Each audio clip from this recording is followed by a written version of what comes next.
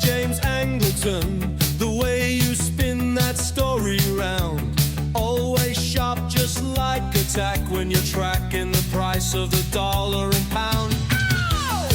But drop the narrative, that thing that you inherited. Your history homos chariot just pulled up outside. Scott, William, Patrick on the scene, they're breaking up the subroutine.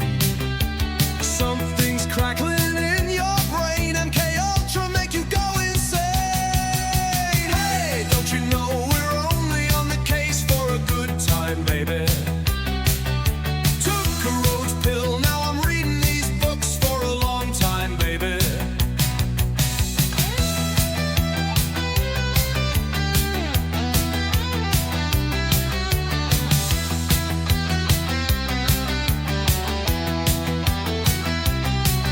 Honey pots and psyop traps, you can trust the plan until you snap. Slop conspiracy everywhere. History homos clear the air. Close your eyes, what's truth or lie? Hiding in the space between. Reality's a tangled scene. Tune in, you'll know what I mean.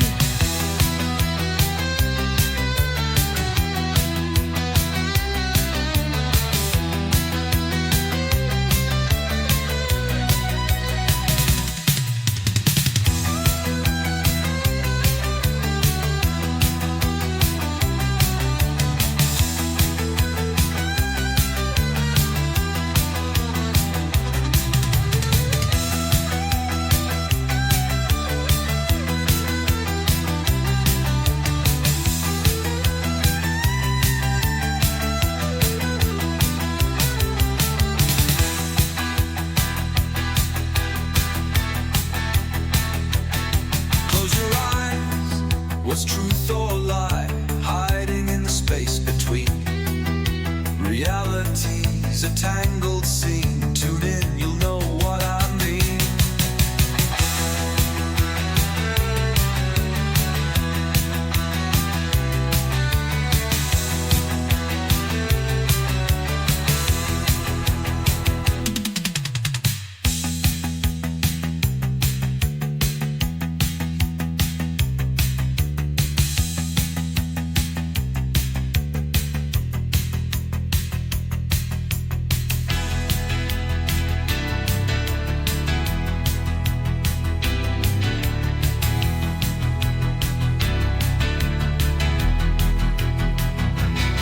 Hey, history homos only on the case for a good time, baby.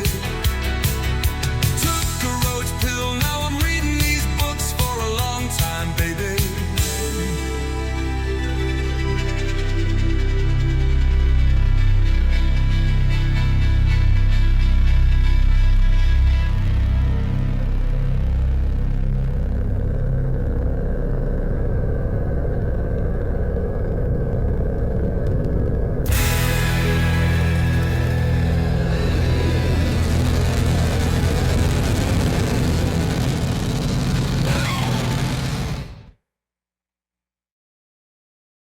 And we're live. Patrick and I are joining you this morning for a change. Good evening.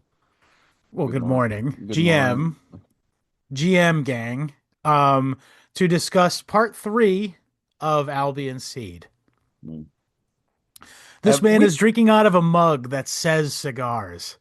It's I got a war mode sticker. It's covered in cigars. There's more. I don't like stickers. They're too. I find them to be more permanent than tattoos. You know, you're stuck with the tattoo, sure, but you lay a sticker down. Now it's stuck there too, and you True. don't. And especially if it's something. Who gives a shit? That's the materialist demon in me talking.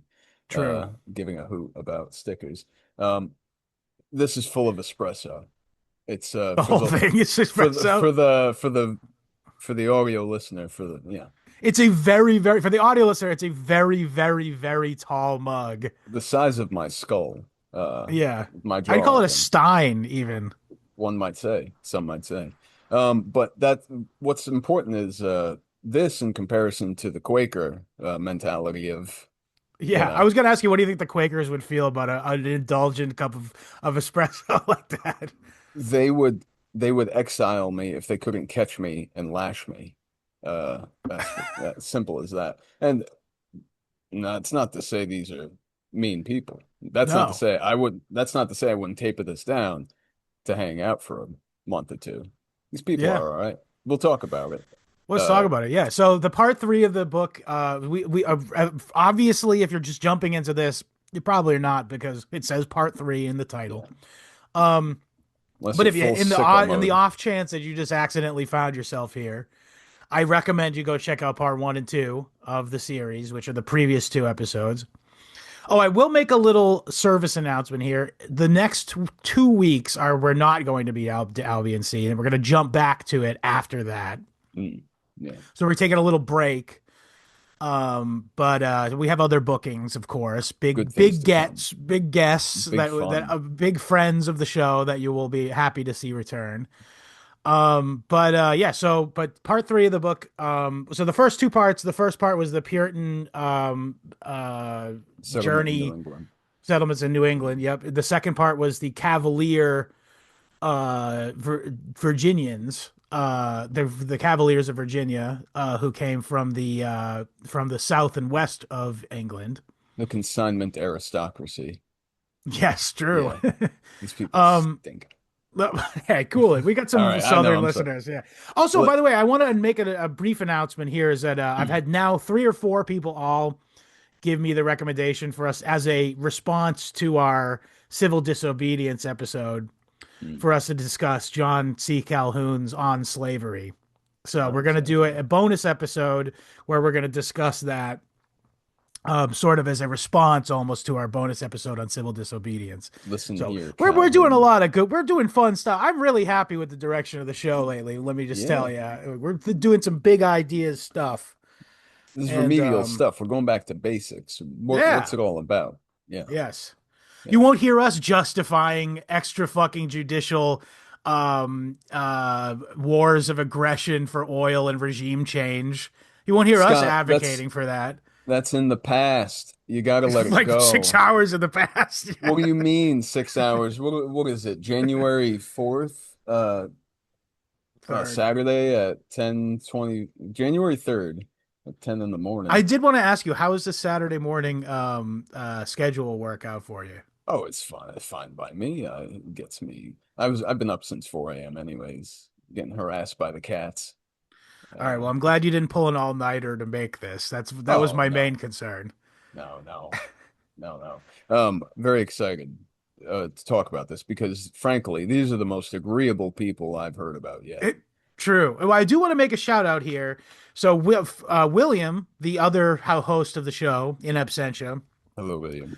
he descends on his maternal side from a line of Quakers from the Wow. north of England, of course, which Wow. is where the sort of cultural seedbed of this migration, generally speaking, is emanates from. They toughed it out. If they Yeah, stuck around, there's tough people there. Quakers in England. in England, yeah, because they were Yeah. really fucked with by the Anglican clergy. Yeah, Not to say it was easy tequila sunrises all over on stateside here, but yeah, uh I'm sure. Although they true picked a pretty nice persecution. place. That middle area of America was. Well, we'll get into it. So I just want to talk a little bit about the ethno genetic basis of A Quaker. pure of the Quakerism. Yeah. So this kind of emerged from northern England, Yorkshire, Cheshire, um, Lancashire, all those places in the north of England. These all sound like sauces and cigarettes to me. All right. Yeah. But the genetic seedbed of that is largely speaking like Norse people who came there in the pre-Roman times, as well as Celts and like Picts types. It's a mixture of that kind of thing. But there's a major sort of influence from like Norse genetic dispersal. Sure. And ergo, I believe that they have a somewhat they have like a sort of rebellious streak to them, if you get what I'm saying, you know? And that is at the heart of Quakerism, is a sort of just bold rejection of orthodoxy of all kind. Is that fair to say? You're muted. Sorry, the cat was rattling the door handle. That's okay. I don't It's mind cat ambience, to be fair, to be fair honest. enough. All right. The fact is, the orthodoxy they were railing against for the time was the Anglican Church. And Puritanism simultaneously. Go figure. Yeah. Yeah. Um, because they're it's not like there's some sort of lukewarm, middle of the road, um, you uh, third choice between them. Secret It's a third whole thing. yeah. No, it is a secret third thing. Yeah, That's Quakerism is totally the secret third thing. Yeah. there's fourth and fifth things too. If you yeah, but If ultimately, you look if into this it, yeah. is yeah, if this is what you're you know If you're faced with the two options here, the Anglican orthodoxy, yeah which with all of that brutal hierarchical and full reinforcements that it entails, and outright, by the way, this is the primary thing that set the Quakers out from this was they felt that it was um wrong to like the tithing to the church for these like the Anglicans to like live these lavish lifestyles, and they called them hirelings because they were like, oh yeah, these guys are working for a living, you know, being supposedly speaking the truth of the universe and God and everything, you know. and go figure. I seem to recall a gentleman by the name of Joseph Palmer who was getting hassled Shouts by out. some shiftless preacher Presby man. Yeah, I think Uh, those were Presbyterians to be fair, but either way. yeah, the point stands is that whether you take the state-sponsored, state-sponsored religion or the, socially hostile Puritan alternative, um, there your options are shit. So the Quakers, more than anybody, I think, they embody the Christian ethic to a Seriously painstaking. good point. Yeah, because like especially in the early church, like the idea of being like a martyr, or like the you do this because it's the truth and because you risk literally life and limb. Much the Quakers very much did risk life and limb. Many of them were beaten severely and imprisoned for long periods of time for various things that just today you would like the founder of the sect was this guy named George Fox, and he sort of created the manifesto essentially that like basically embodied what would become the Quaker faith. And one of his first acts as a Quaker was to refuse to fight at the Battle of Worcester in one of the various civil wars that was taking place constantly, by the way, in Mm, England at the time. It was a terribly tumultuous time period with like just, I mean, these guys are killing, it's a literal brother war. It's an yeah, intra-English fight. Like, yeah, it's and this guy's saying, no, it's against my Christian morality to mm, fight in a war. And these pious Christians go, fuck you, buddy. dude, get Air in quotes, there. pious Christians, you know? Yeah, For the audio listeners. for the Oreo listeners, Yeah, yeah, there is such a thing as a Christian who, yeah, is full of shit. Um, sure. and yeah, they all tend to be at one juncture or another, but Well, this was a very hypocritical time period, I would say. there is something so there's something so twisted about the rot that just spreads from these massive schisms. And what's weird to me is that they don't ever look back. They just keep moving forward, there's I hear nothing of Orthodox English uh you know Anglicanism. yeah, I mean, Anglicanism aside, that totally irrelevant in the mind of someone who's thinking of the old church, the original church. Sure. Yeah. Yeah. But I don't know. I mean, for for as far as Christian experimentalism goes, the Quakers Well, definitely let's had let's the describe the theology finger a on little it. bit. A little bit of theology on it. Well, first Yeah, of Mr. all, Fox's. they and also it's worth mentioning there's a couple people who are big time. The fact that they rejected all hierarchy and it was like a genuine voluntary meeting of Equals. individuals, equal individuals, yeah, meant that any sort of charismatic and thoughtful voice could have a impact on the success, the whole entire system's doctrine, Mm, by just writing a nicely worded and well thought out and agreeable set of tracks about epigrams. I think they call it actually is mm, what they the word they were using. So you got George Fox as the founder. They have a member of the Barclay. I don't want to say Robert Barclay. William Barclay was the guy who is the from governor. the Virginia guys, but this guy was related to Barclay, but he was a big Quaker.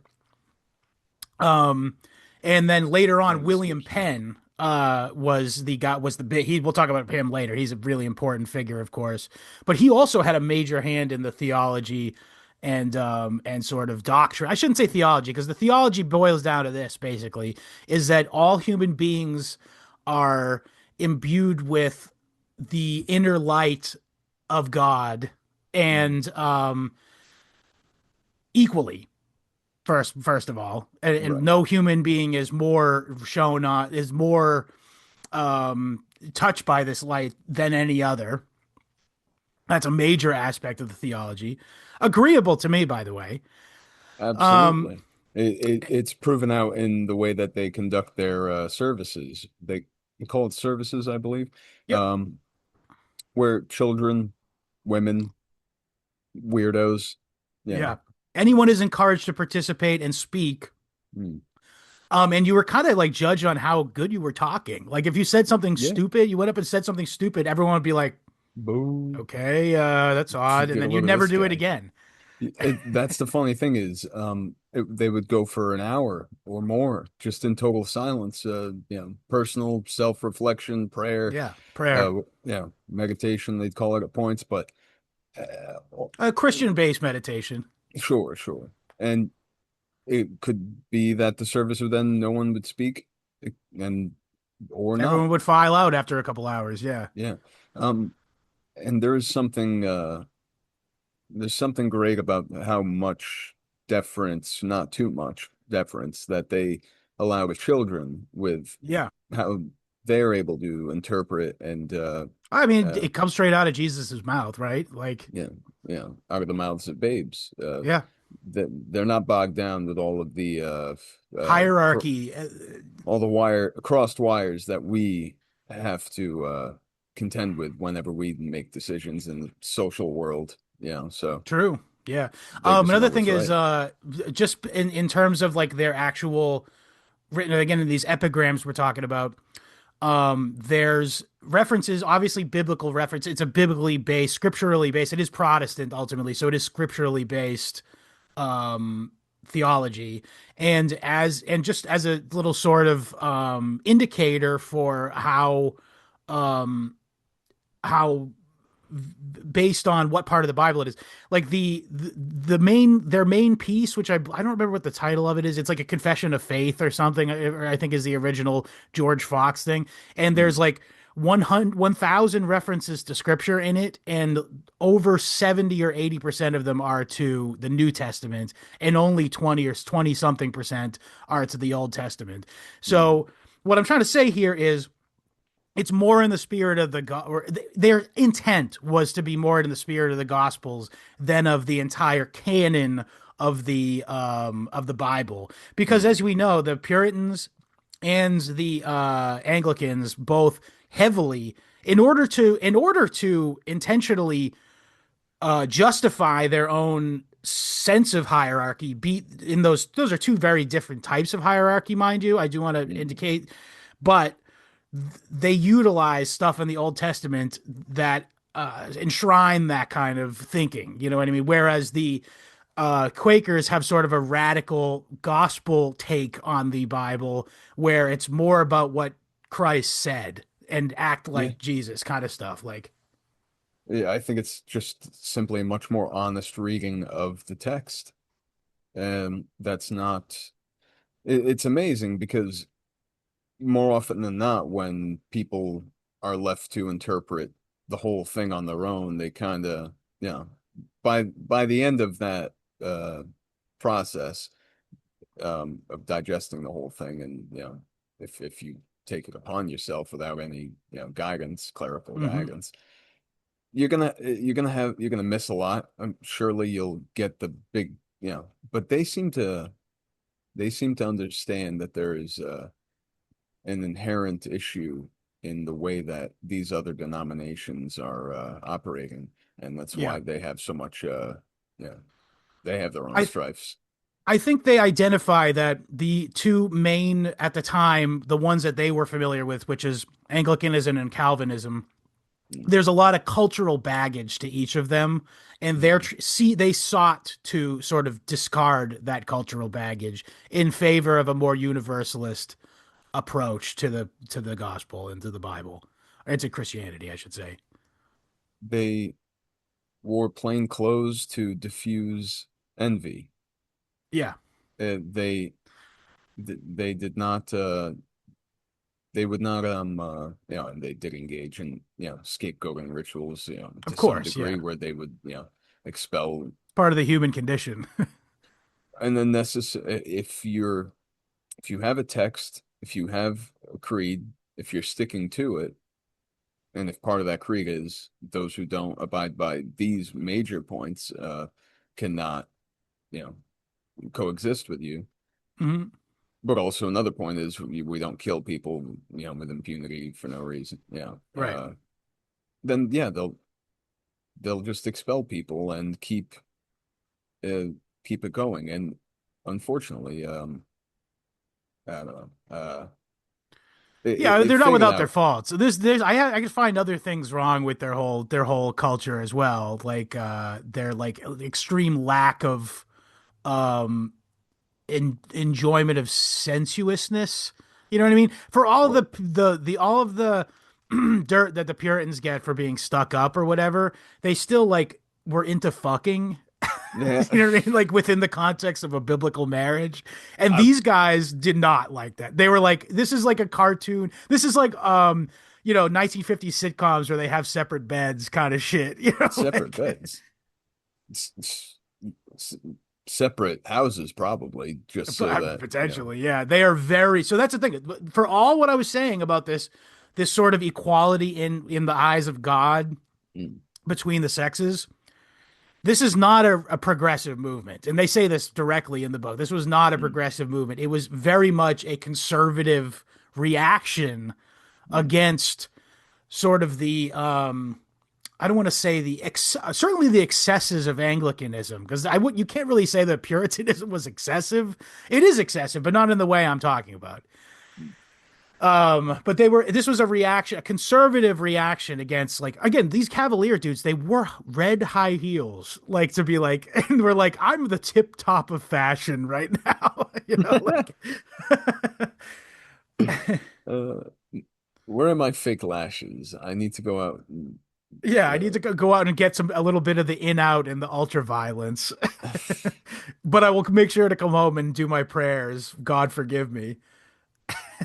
I have a date tonight, and then a rogering at 3, and then at 6 I have to Two make Rogerings. Two two Rogerings. rogering. You can't make this shit up. It really does seem like these people are stuck in uh in an adverse ping pong where the only way to distinguish yourself, Is to um do an extreme, yeah. and well, frankly, these people are operating pretty independently of one another, other than the Quakers aren't they have their in group out group dynamics as much as Of anyone course. else, but Of the course, yeah. Cavaliers even more so. I mean, Scott, you and I would have been more likely to be slaves. Uh Much, much more, yeah. just for our mouths, just for yapping. Yeah. But the yeah, the Puritans, as far as it stood so far as we've been reading, they were the preferable situation, if not Well, here's the less thing. than I just, you ideal. know, what this is what I'm reading. All this is like I do identify religious, or not. I don't want to say I religiously identify the Quakers. I like their instincts. I'll say that, religiously speaking, possibly more so than Calvinists. Oh, However, absolutely. Yeah. however, culturally speaking, I've got to say I do vibe with the Yankees so much more. Like this, I was just talking about this Yeah. in the group chat. Mm. I have you hear me out. Hear me out. You might actually resonate with this. Doesn't it boil your fucking piss when someone breaches protocol in a day-to-day interaction of any kind? Like when a guy cuts in line, for me, that makes me fucking rage. A guy cuts in line, a guy, any kind of like sort of breach of, there's this woman on my train platform every morning. She's in her late 40s, so she should know better. White lady. She She might hits have a just come out of fucking a coma. No, she hits a weed vape on the train platform, Righteous. like 3 or 4 feet, like a foot away from another person every Jesus. day. And every day I have to talk myself off the ledge to not fucking make a huge scene being like, how fucking dare you? Like I'm not even, this is not me. This is not my crusade against weed, obviously. Yeah, It's no. have some fucking decorum. This Of is not course. how it's done. We should be socially enforced using shame to make sure this woman stays in her vehicle before she comes out and breathes her nasty fucking terpenes all over us. Secondhand terpenes. Not not likely. The But maybe Japanese you would don't. Maybe never. you don't vibe with that so much. But I I don't am a vibe with that at I all. am a I don't. Yankee, and I do Yeah, rage when people breach I'm what with that. cultural norms to me are sacrosanct. The yield sign is sacrosanct. So fucking true. So true. I mean, come on, man. Oh yeah, No, road rage. I Yeah, you know what? understand. There might be something to this. The Yeah, New England road rage. yeah. The mass hole There's something to it archetype because it's part of it is like, how fucking dare you pull think you out. can break out of our socially enforced, our Yeah. it's inwardly socially enforced rules for engagement. The only way this works is if we all abide by the Agree. signs, Yes. agree to abide by the signs, but all tacitly go 15 to 35 miles over the limit. Agreed. Everything So can move true. faster if Well, we that's all another just New England trait is trust we each got to other. get there now. Listen, we just got to trust each other and everything will be fine. All right. But William Penn, he has a great Take refutation on of what time. oh man, I love this. Time is too precious to be spent in haste. Come on, man. That's See, I great. don't I don't vibe with I like the quotation. I don't vibe with it. I am in a hurry. I want to get done. I don't enjoy being in a hurry though. It's my I don't natural mind it. state. It's It's my my natural state. Yeah. yeah, but I don't. It doesn't feel good. Listen, You're a uh, Yankee, Harry. your money's no good here. You're a Yankee, Jerry. He's a Yankee, Jerry. Um, these I bills mean, are no also, good by the here. way, we're living in a society, people. That instinct is very Puritan.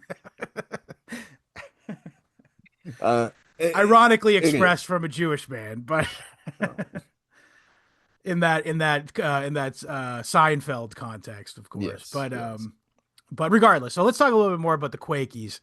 So yeah, you What are mentioned they before called there. that? I'll tell you right now. I have Perfect. the exact answer. During Nice. one of the first imprisonments of the founder of Quakerism, George Fox, he in his day in court, essentially, it was recorded that he had said he ordered the court to quake before God in defiance of their order for him to go to jail. Damn. And so ever henceforth they were referred to, the sect was referred to as Quakers. And they actually, because this isn't like Mormons don't call themselves Mormons. That's like a pejorative No. to call them Mormons.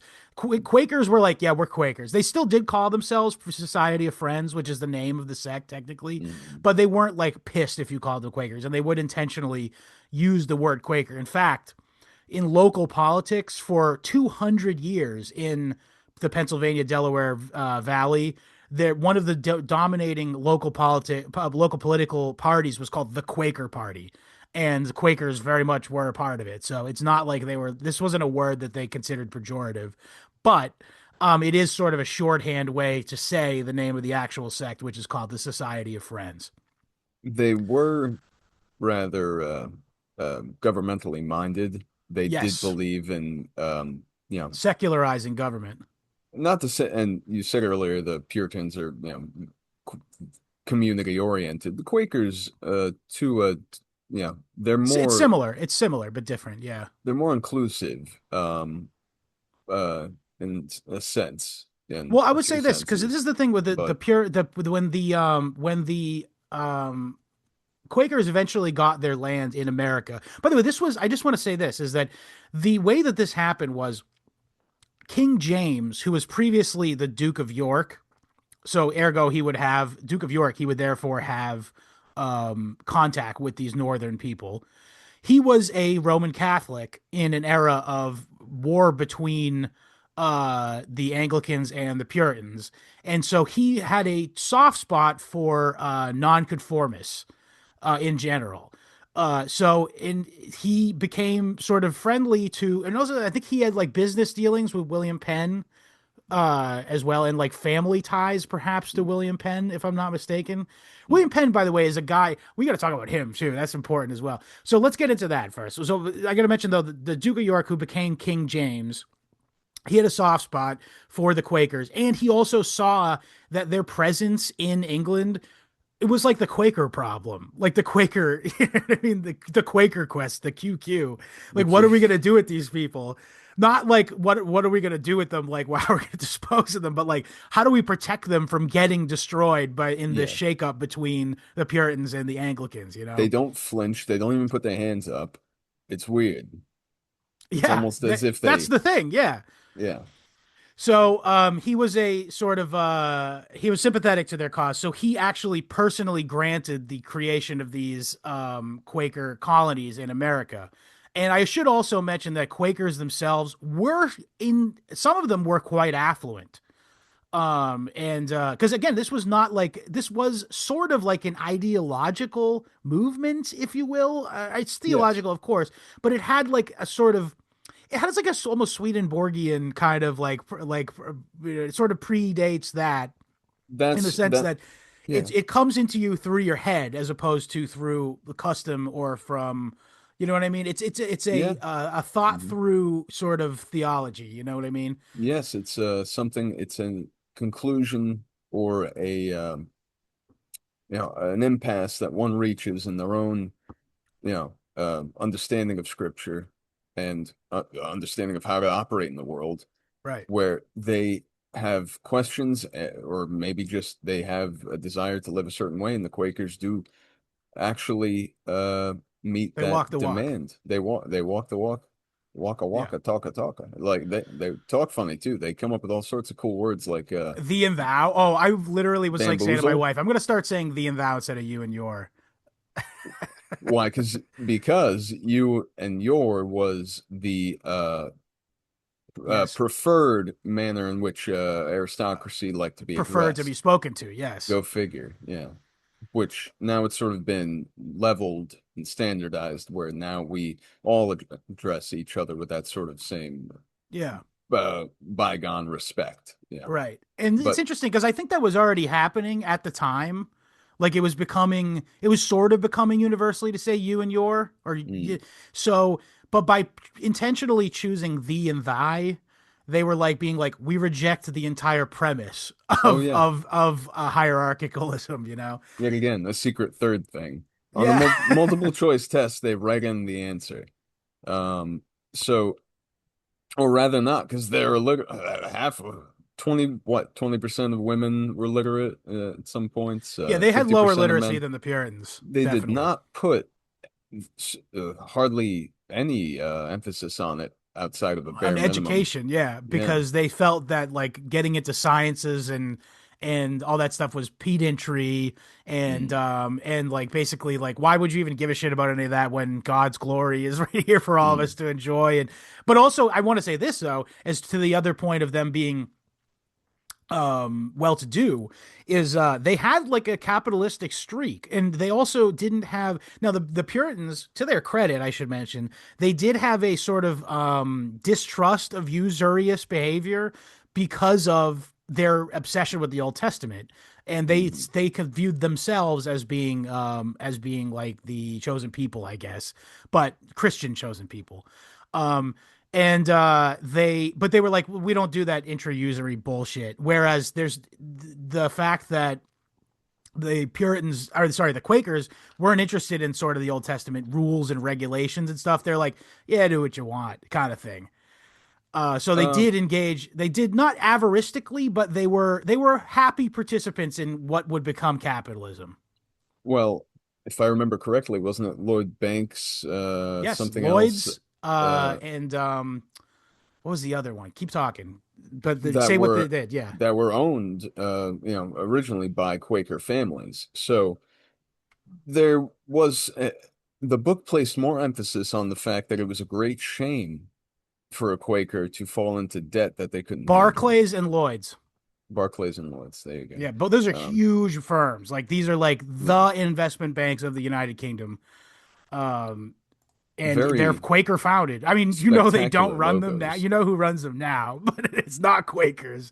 But it's very funny as I'm literally here on the Google result. It says it was founded by the Mm, Quakers. You know what I mean? I don't know how long it hasn't been run by Quakers. I want to say, mm. 80, 90 years maybe. Yeah, they're riding on No, that probably goodwill. 200 years. Um, so Once the Rothschilds penetrated UK, which was in the 18 mid 1800s, that's yeah, probably when it all went to the fucking birds. um, everything's offshore these days. Shout out to the author for knowing how to distinguish the city of London yes, this guy's from, plugged in. By the way, I'd yes, love to he talk to is. this guy. Yeah. Um, so the Quakers were, but funny enough, they weren't exactly industrious to, they weren't trying to They didn't grow. make it part of their religion to be industrious. However, many of them, as individuals, were industrious. Is basically what I'm Yeah. trying to say. Yeah, no, absolutely.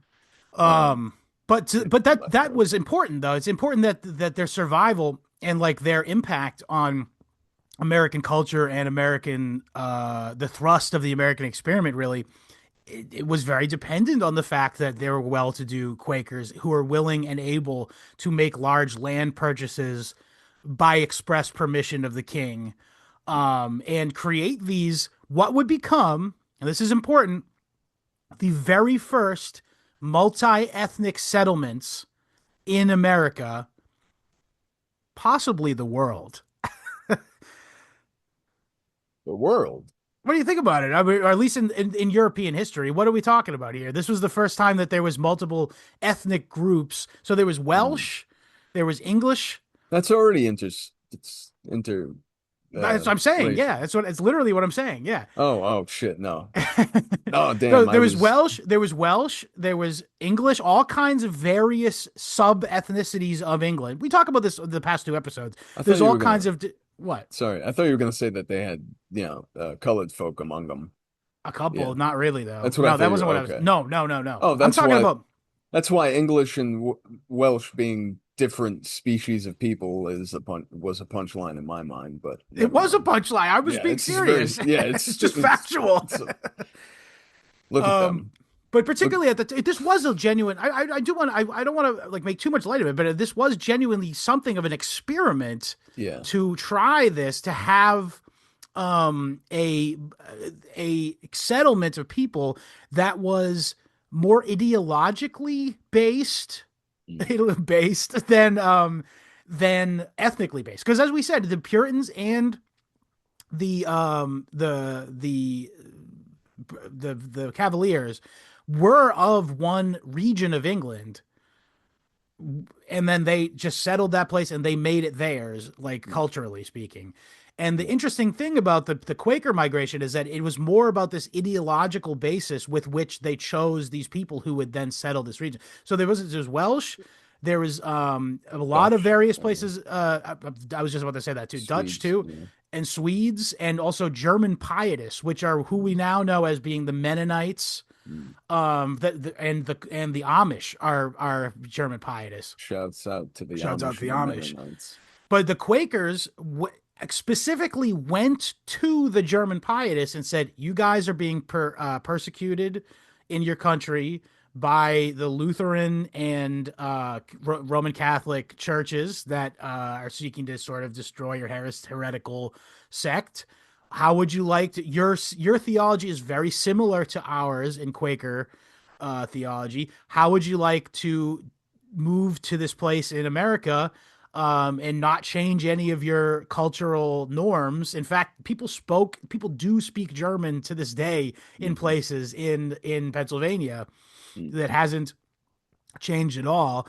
And this was an incredibly daring experiment in combining various disparate European ethnicities and uniting them under a very light touch government in order to foster um, peace between them. Do you get what I'm saying? Mm. So this was a Yeah. very much a libertarian experiment in the United or what would become the United States in America, with which so it's kind of like it's like kind of proto libertarian. It's this idea that everyone can get Eric. This is I don't by the way necessarily agree with this, but everyone can get along if we have a light touch enough system. You know. Mm, no, yes, maybe, but Well, that's what they yeah. thought. I'm saying that's what they were expressing. It's see, I'm not I'll saying tell. that's accurate or correct. I'm saying Well, that's what they thought. I'll tell you what they thought, and I do believe is that if you unite ideologically, you will get along. So long as there's fail safes and you know, also all sorts of things that are required in you know, A a society, people. yeah, a society, in order for it to function, which is keep it in and out group in a way that functions. Um, Right. but yeah, it's amazing to think that these people really did, and given how few of them knew how to read it, I mean, how many of them had really read the Bible full through on their own? 30, 40%, I A guess. lot of this is the thing about this is that's tough is much of the basis of their ethic and understanding is allegorical, like literally like oral stories Orally that represented, yeah. and Or if orally related, I should say. sure, yeah, so there's going to be deviations and so on, but in a way it's are very earnest. Yeah. The amount of times he used the term, did they coin the golden rule? I think I can't imagine. I think it's a little older than that. Let's Google that, actually. I've never I even mean, queried that before. we have the technology. We can rebuild this half It remembered fact. was no single person made the golden rule. It's a universal ethical principle found in many cultures, but Jesus popularized the proactive version: do to others what you want done to you in the Sermon on the Mount, Matthew We're 7:12. talking about the phrase itself. Damn it. But that's all right. Yeah. I think Uh, what's impressive is that they do and they are quite punitive in some ways, with the lashings and so on, but and that's the thing is, how Oh, okay. Actually, I found it. The term golden rule or golden law began to be used widely in the early 1600s in Britain by Anglican theologians and no preachers. So it was kidding. Anglicans, interestingly. Mm. Go Huh. figure. All branding, no It delivery. also says that Confucius also simultaneously said something. Well, not a long time ago, of I'll course, give it but to Confucius. let's give it to him. Yeah. He can have it. Hell yeah. I kind of vibe with Confucianism in a way. How, I mean, I don't know. I can't imagine sitting in the room with him and feeling like he, cares if you leave or go or stay. So Well, probably be a he's good had a hang. really this is the thing is he was really against usury and he was like that's how you Sick. bankrupt your kingdom. Duh, yeah. I mean, what a fucking insight, right? Jesus, shit. No. He has some bangers, I'll say that. Mm, yeah. So, fast forward and swing left to to the One thing I want to Pennsylvania say, Dutch, well, uh, or sure, them, yeah. Well, the or Pennsylvania them. Dutch are actually Germans. Sure, sure. They call them Or, Dutch because no one knew what Deutsch meant. I'm serious. That's really where that no term comes shit. from. Yeah. No kidding. And what's Yeah. funny in Portuguese, German or Germany is Almania. Yeah, that's how it is in French too. No kidding. French and Italian, I think. Now, what is the root of that? Do you know? Do you have any sense of that with any of your I German? think it has something to do with like Charlemagne or something. Like I don't know. Mm, Like but I don't. I remember when I took French classes in seventh grade and eighth grade. Germany was Allemand. Yeah. I shouldn't be putting you on the spot asking you all these questions about Germany. Let's get back to the fact that Well, I the just want to talk about the Pennsylvania or the Delaware Valley, the yes. topographically, geographically, and this is the most important thing. The Delaware Indians were Mhm. fucking pushovers. What can you That do? this is what actually Sleepy Joes, a whole lot of them. the Delaware Indians, contrary to the warlike demeanor of the ones that were in the New England area and down in the South, they were absolute pushovers, and they therefore presented no threat to the development of these colonies by people who were espousing a pacifist ideology. If they had been a different type of Indian, this would have ended in a massacre, full Mhm. stop, and Yeah, that we would have never heard of the Philadelphia. We would have never heard of yeah. anything of this sort. I mean, of course, eventually somebody would have settled that and conquered the Indians, but the fact that this experiment in liberal, and I use the word in the original sense, in liberal government and Coexistence. multi ethnic and multi religious coexistence would never have happened. Full stop. Another thing about the geography of the area is that again, it was very good for farming, and if you look at the topographical view of Pennsylvania as a whole, very large state, I should mention, Hmm. one of the largest in the Northeast, or in this sort of in the middle of or the east of the country. Pain in the ass. Terrible driving. Oh Hate yeah, it. I've never been out that way. Terrible. I'll take you sometime. We'll I'll see. bitch the whole time. But the way, and if you've driven through this, you know this is it's a series of concentric valleys Mm. that bulge out after one after another, with which there's plenty of fertile ground ensconced Wow. in, and it allowed for successive waves of settlement and plenty of space for land granting and then sub granting. They were actually Mm. settled in like Mhm. large parcels, and then those landholders would then sell smaller plots to smaller holders. And this was Mm. actually a really equitable way to, not equitable, but it was a sort of meritocratical way with which to distribute land. Yeah, actually, the interesting thing is in Massachusetts, it was a lot more equitable. It was a little bit more communistic, even. But this was meritocratical. But as a result, this allowed these various different townships to have sort of their own micro identity and sort of smaller focus as to how they sort of ordered themselves. But again, broad strokes, these Mm. are all not all, but they're all sort of fellow travelers of the Quaker ethos. Mhm. And so there isn't that much variance with the the cultural identity or whatever. But the way that this sort of shook out meant that there could just be a random town of Irish people who showed up. You know what I mean? It Sure. worked. It still worked because they had this sort of large area. This isn't Massachusetts is small. Like you forget No. because we've lived our entire lives in it, but it is quite geographically small and dense too. And we talked about that in the episode where they prefer dense stuff so they could socially enforce their values on one another.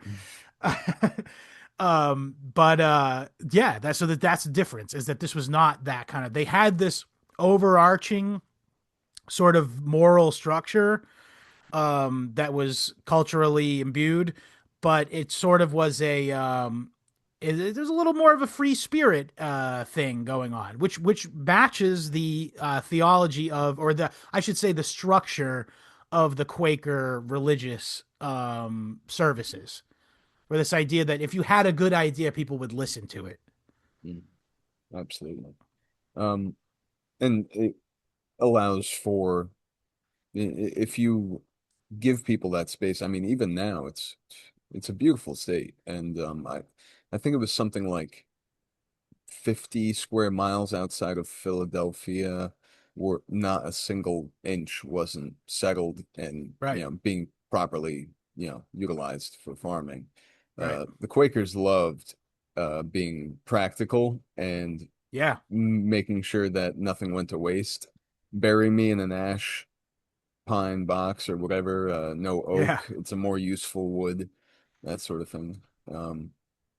But Yeah, eh, no, that's they have they have a lot of folksy sort of wisdom that is hard to argue with. They venerated both the farming producer as well as like the sort of, again, maybe this isn't my cup of tea so much, but yeah, they recognize the role of the merchant, or the role of commerce in a developing nation, insofar as they were the founders of the very first bank in the United States, or in America, in continental America. In Philadelphia was the very first bank, and yes, it was founded by Quakers. was so they that's one in a few that's one in a million Quakers.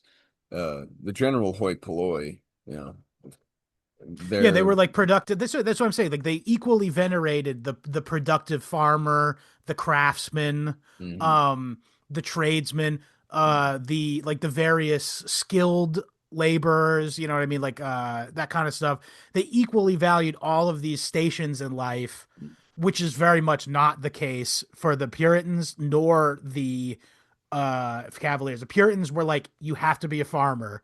Fuck mhm. being a merchant, all that. You should be eking a living out of the land and eat it all and not have any extra left over. You know what I mean? Like The Puritans had enough discernment to realize that people had specialties. They had, special skills and, callings, yeah. callings. And there's something about there was a school that was open. Now, go figure that they don't place that much of an emphasis on education, but they had enough sense to know that when they put you through, I think it was the 7 years of 6.5 days a week of Yeah. Yes. school, Even which Sunday. that's pretty intensive. These are the guys that don't like school. Uh, Yeah. you do it's it's more or It's less trade vocational. It was school, vocational. Yeah. vocational, yeah. You had to choose what you wanted to focus on. And that's especially yeah, It's for prescient. yeah, absolutely. Um where in Massachusetts they're kicking your door down, dragging the kids to, the schoolhouse and for them Yeah. to yeah. Breaking their will. That was the Yes, term used by, I don't know if we talked about this it in the was. Puritan episode. They use the term breaking the child's will. Hey, it's not just um a term, buddy. it's a way of It's a life. it's a process. No, they did that. They did this Tried and in true both method. Puritan and the Cavaliers. They both were into like breaking the child's will to an extent. Um, but Yet the again. Quakers, on the other hand, were a much more child's focused culture.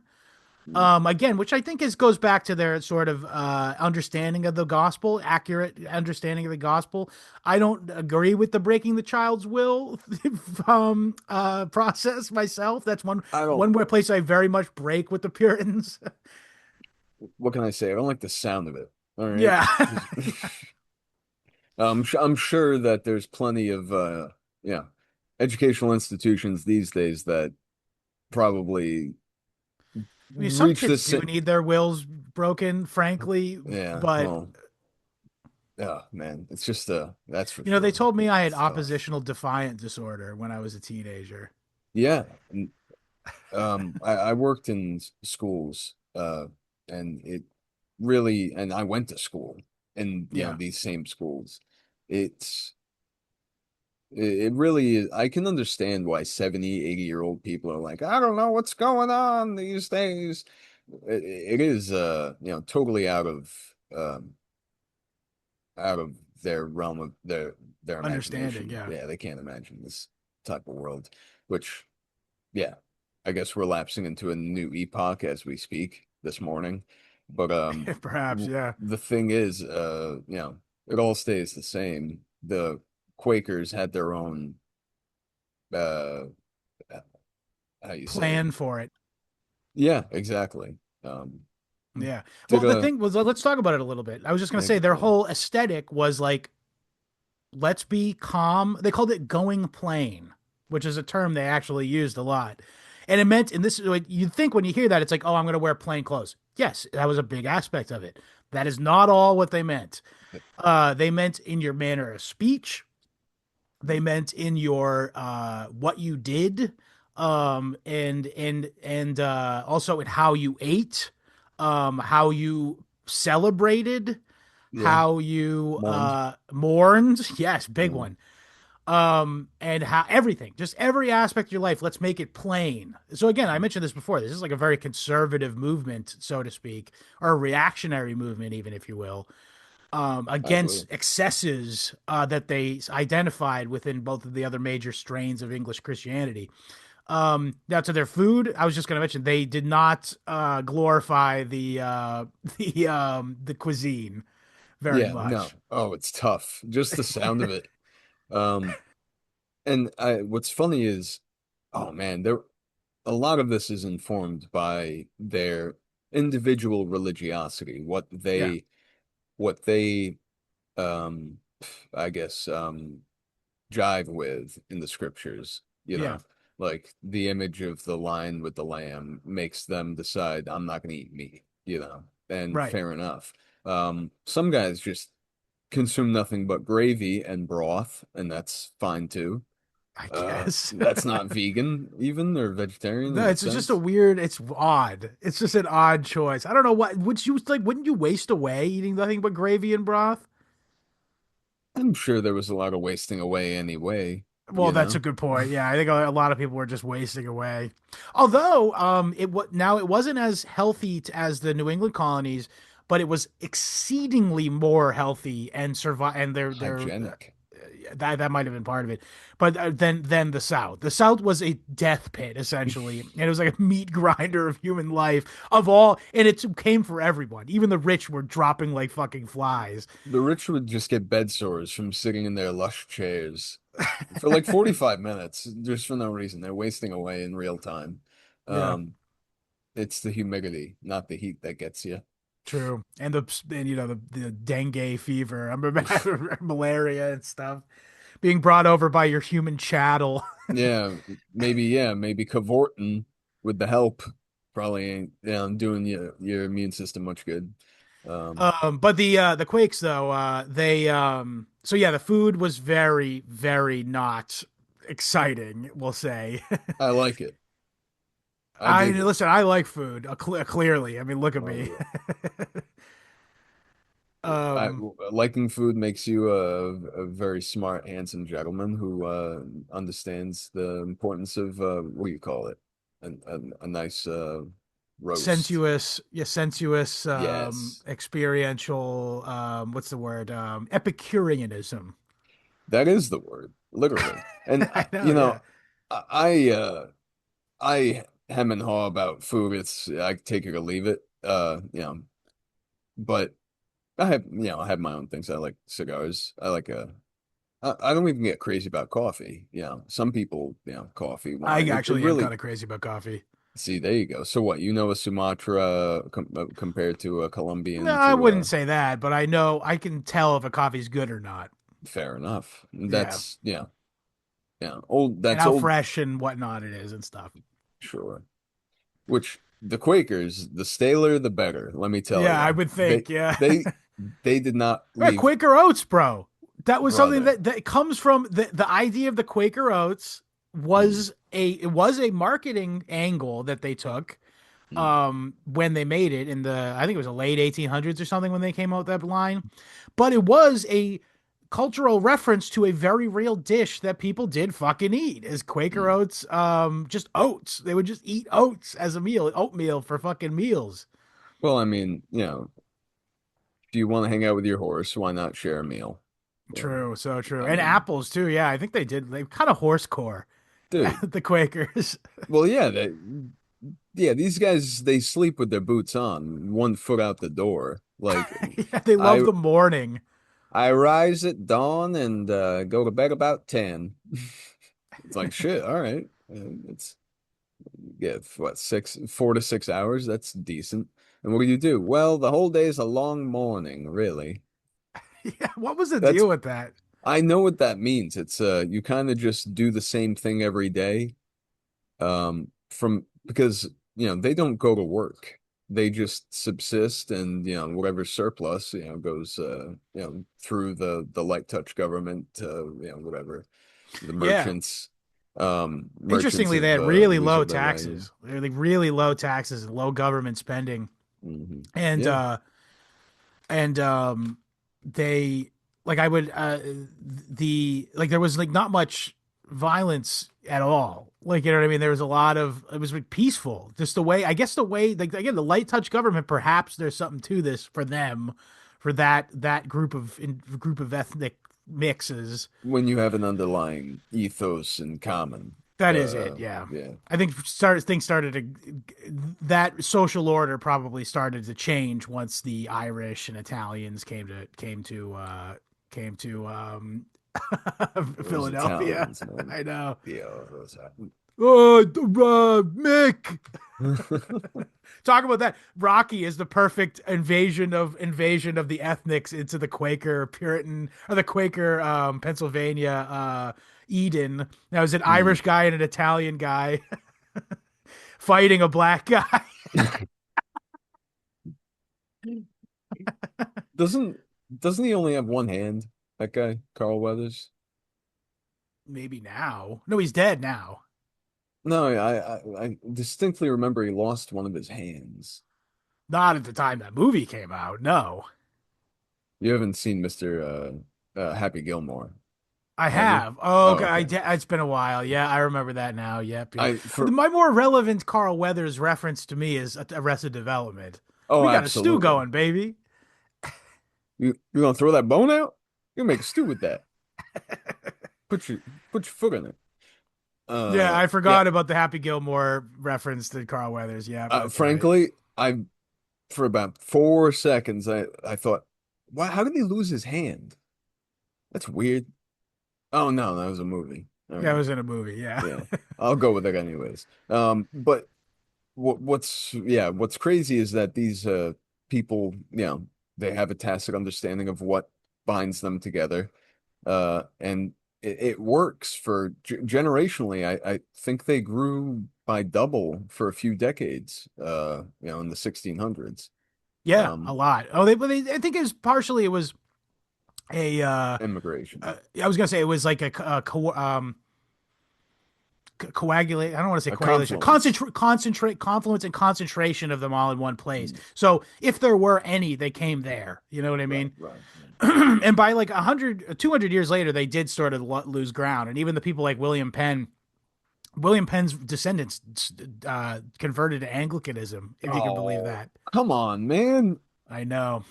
Where's the? I wonder when was that headline? Because there's been some Is in the recent. 1800s they did.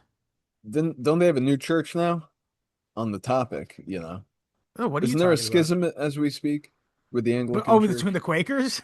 No, the Anglican Church as we speak. Don't they? Isn't there a big tiff going on where they got It's the lady in possible. there? I guess, yeah. They have the lesbian who's in They charge put of the some lady Anglican in there. Church now. Yeah, I, and I, yeah, I think the Africans are pissed about it. I don't know.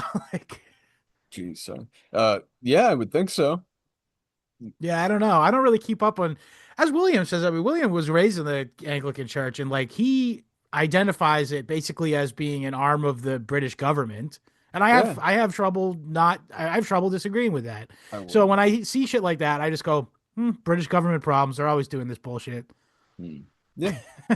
Yeah, well, it seems like a stress test on people's faith. It seems like a wrench that's being thrown into what was already the most how you say Ass backwards. yeah, non-committal and totally yeah, it's what this is Christianity. What do you mean? Yeah. This is It's the our church. style of it, which is again non-committal and without any sort of it really literally and it just this really the Virginia Cavaliers section of this book actually hammered it home to me is the purpose of the Anglican Church is to reinforce hierarchy within the British system, Mm. Oh, or the absolutely. English British too, because they poured Anglicanism into all the other British possessions. But yeah, so basically the whole I, concept of it is to reinforce social like the social hierarchy that existed prior to its mm, adoption, frankly. mm. I might be repeating myself. Tell me if you agree or whatever, but I would think that the Anglican Church is sort of a response to the Roman Catholic Church being a you know a, an exterior entity. It's based out of Rome. It's so much older. Exactly. It's its own organization. And Yeah. for that to be the prevailing uh allegiance The for British what is crown is supposed to too be. concerned Yeah. with power to allow that to be not concentrated under their hand, and then later the civil British government that came along. So Hmm. at its outset, it was the crown being like, "How dare the fucking Pope tell me how to run my country?" Essentially, Hmm. and later on, it was the civil government of Britain, UK, that was like, "How dare the?" I mean, it already existed, but you know what? You get what I'm saying. It's like a Yeah, yeah. bold affirmation of local English power over these people, and Hmm. refusal of them to be subjects of Rome.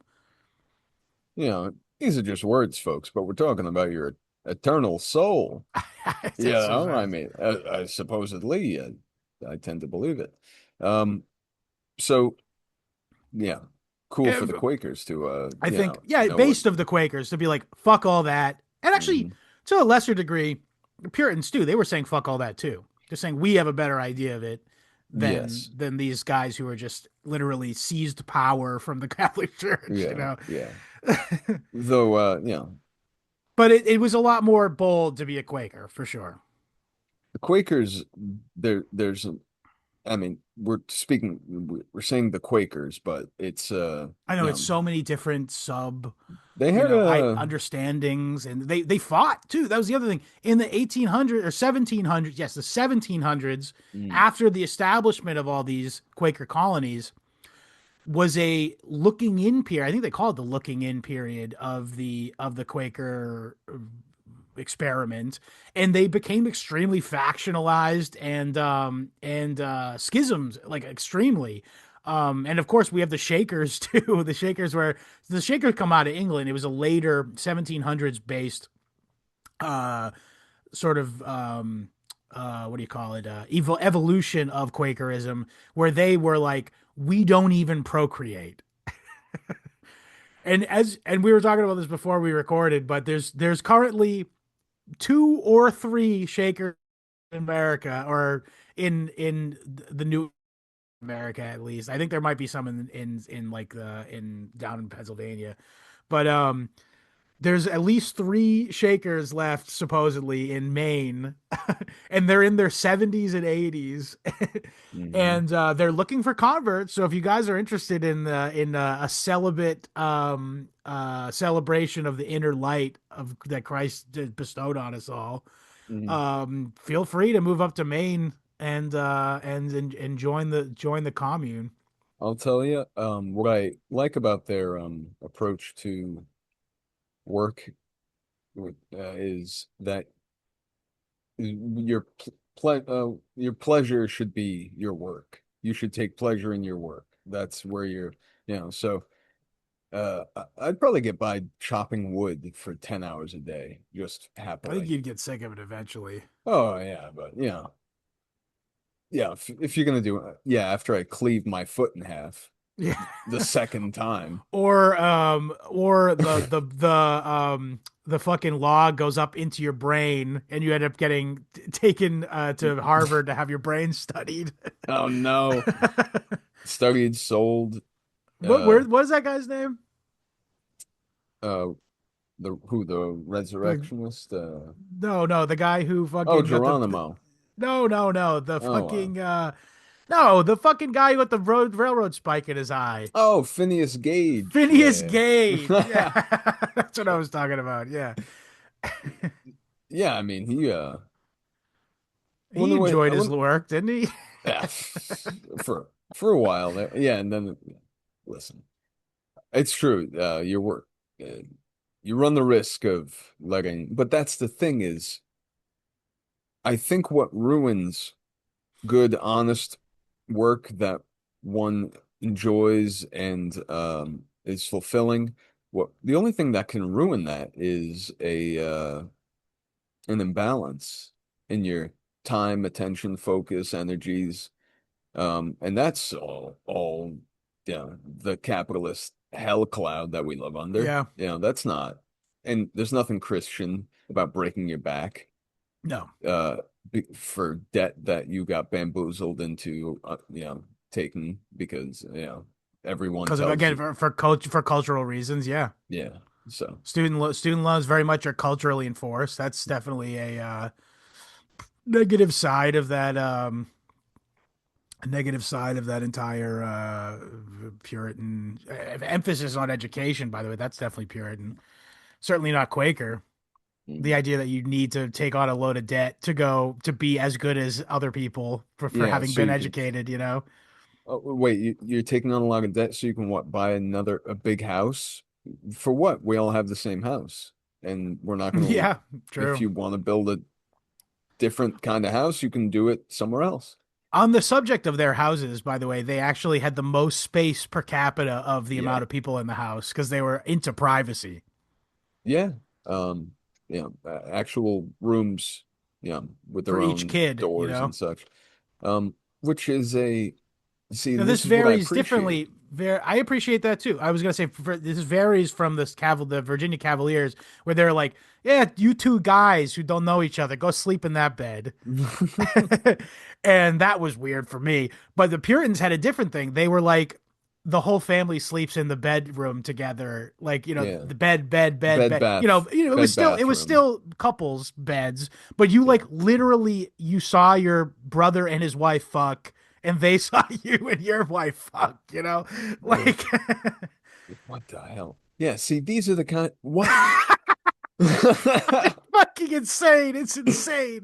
This is the kind of shit that would make us end up in the fourth chapter of this book. Yeah. Yeah, Yeah.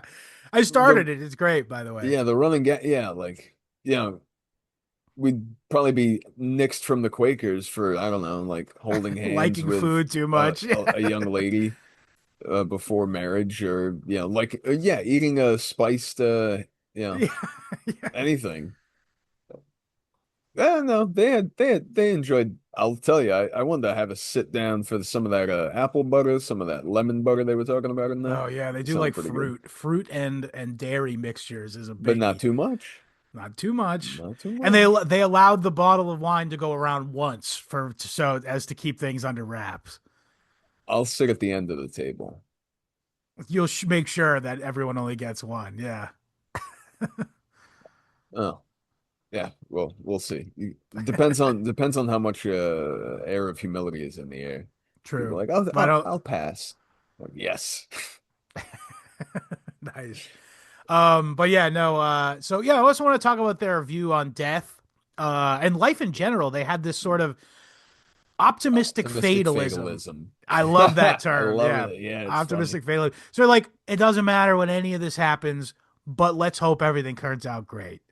You know what I mean? Yeah, yeah. And when you have the Shakers that are this, extreme continuation of Yeah, Quakers. 80-year-old people being like, we're just hoping that God finds a plan for us. And Yeah, maybe we're hoping that some more people will see the light and truth of mm, our, configuration of religion, yeah.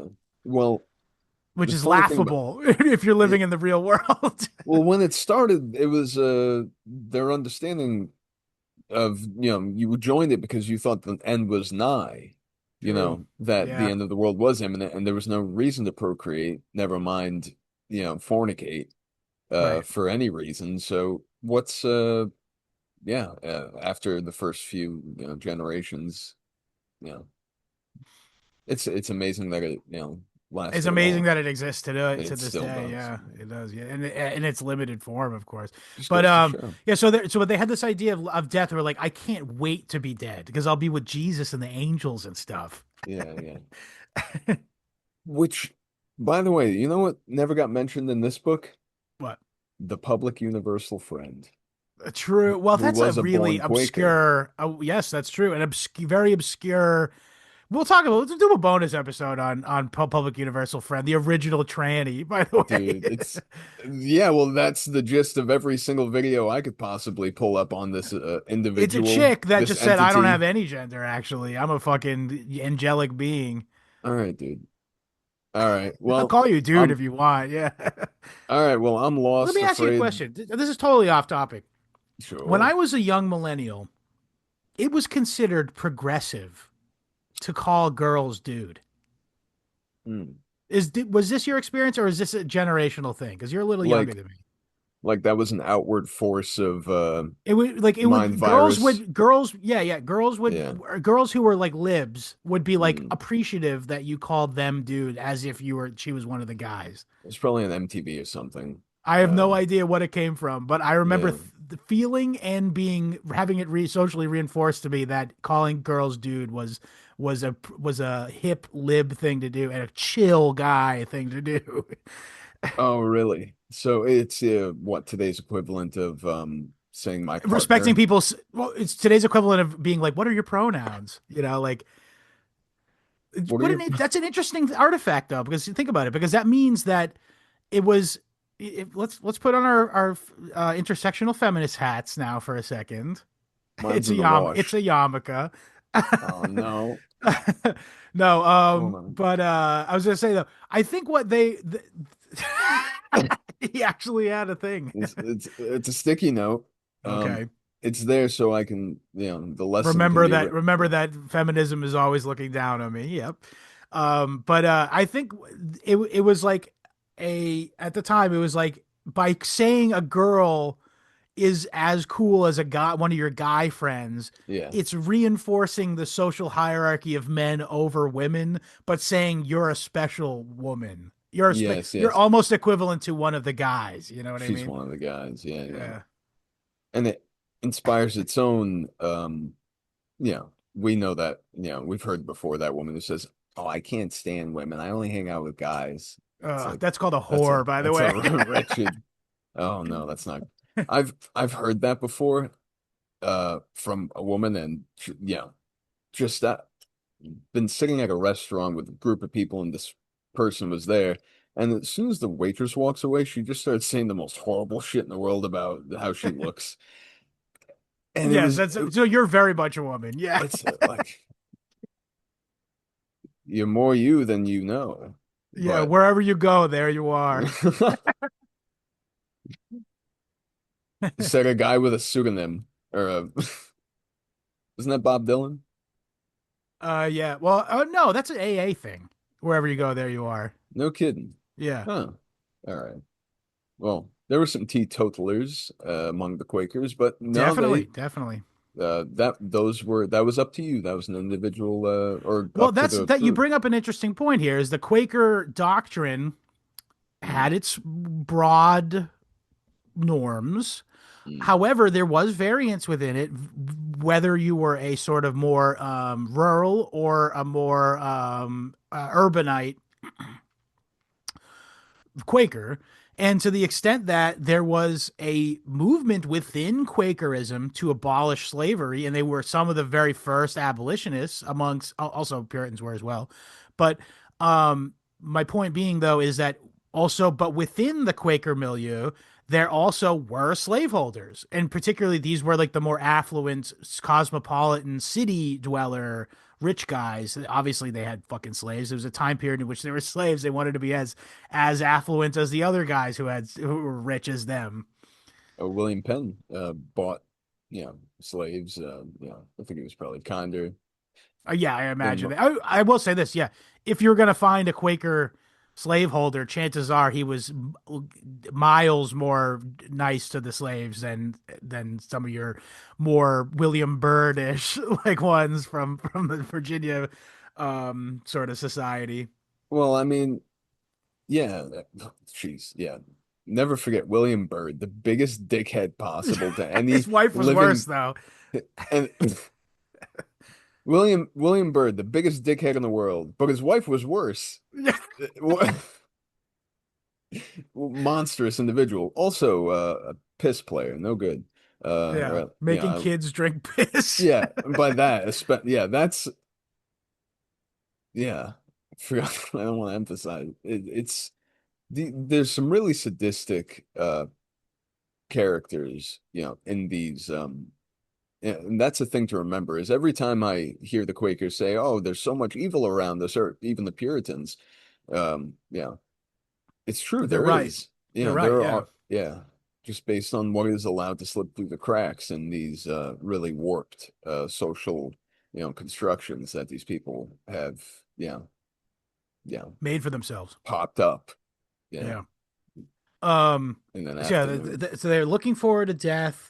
But also Important, they weren't yes. into mourning. They weren't into mourning though. They were like, okay, it's done. Hmm. And I think part of this was hand in hand. So this is, to me, it's hand in hand with the Puritan ideology because on one hand, it's a persecuted people. Therefore, you must have a sort of touch and go relationship with life and death, right?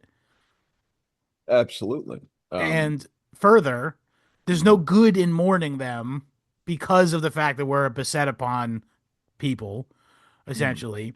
So, to that end, they were not about having elaborate burials. They were not about having elaborate, grave markers. And it wasn't until the late 1700s where they even allowed headstones. Yeah, the I suppose that's I suppose that is an emphasis on, life after death. They're Yeah, not well, yeah, that's exactly what I was going to say. I forgot to say it, but yeah, yeah, it was an idea like, yeah, these people are in heaven right now. We don't need to keep some fucking marker of them on earth. They're yeah. literally up there talking to Jesus at will. Like, you know what I Do mean? you weep when they walk around the corner? That sort of thing. Yeah. Um, I mean, I don't know how I feel about this because, like, I appreciate the sort of it's a conviction. stoicism of it. Yeah, Uh, certainly. but in the same breath, also like I don't know, life's a little bit sacred. I think there's something to the Puritan idea where like I'll never forget that person and how it made me feel that when they died and Hmm. maybe it's a little too much with the Puritans, particularly like my mom is such a Yankee. Like I tell you, I talk to this about all the time. But like she, every time I talk to this woman, she's like, "So and so died," and I'm like, "I don't even know that person. Like, why That's are you so funny. telling me?" Like, It's like hey, did you bring the bread? Yeah, let me grab it. 3 second dead air, nothing being said for 3 seconds. You know who died? yeah, Yeah, yes, yeah. bro. That is my If mom to a T. And then she'd be like, "There's so she'd be like, did you know so and so? He was 6 years younger than you in high school, or like, and it's like, of course not. And he died of an overdose. Okay, I don't fucking get. I mean, I'm I understand. In fact, you've just bummed me out because now you're reminding me of the genocide on my race and yes, demographic being being perpetuated via opioid drugs. yes, Um, yes. but yeah, thanks, Ma. Ma, I you're gotta do driving. this now. I gotta record the podcast now. Rupert Pupkin would It's have a podcast with no listeners if he was around today. uh, but we would see him on TV one day. True. Yeah, um, One day. one day. We were wrong and he was right. Rupert Pupkin, the ghost of Kiev. Yeah. Okay. A couple more things. Did we get their clothes? We got, oh, they hated sports. They Yeah.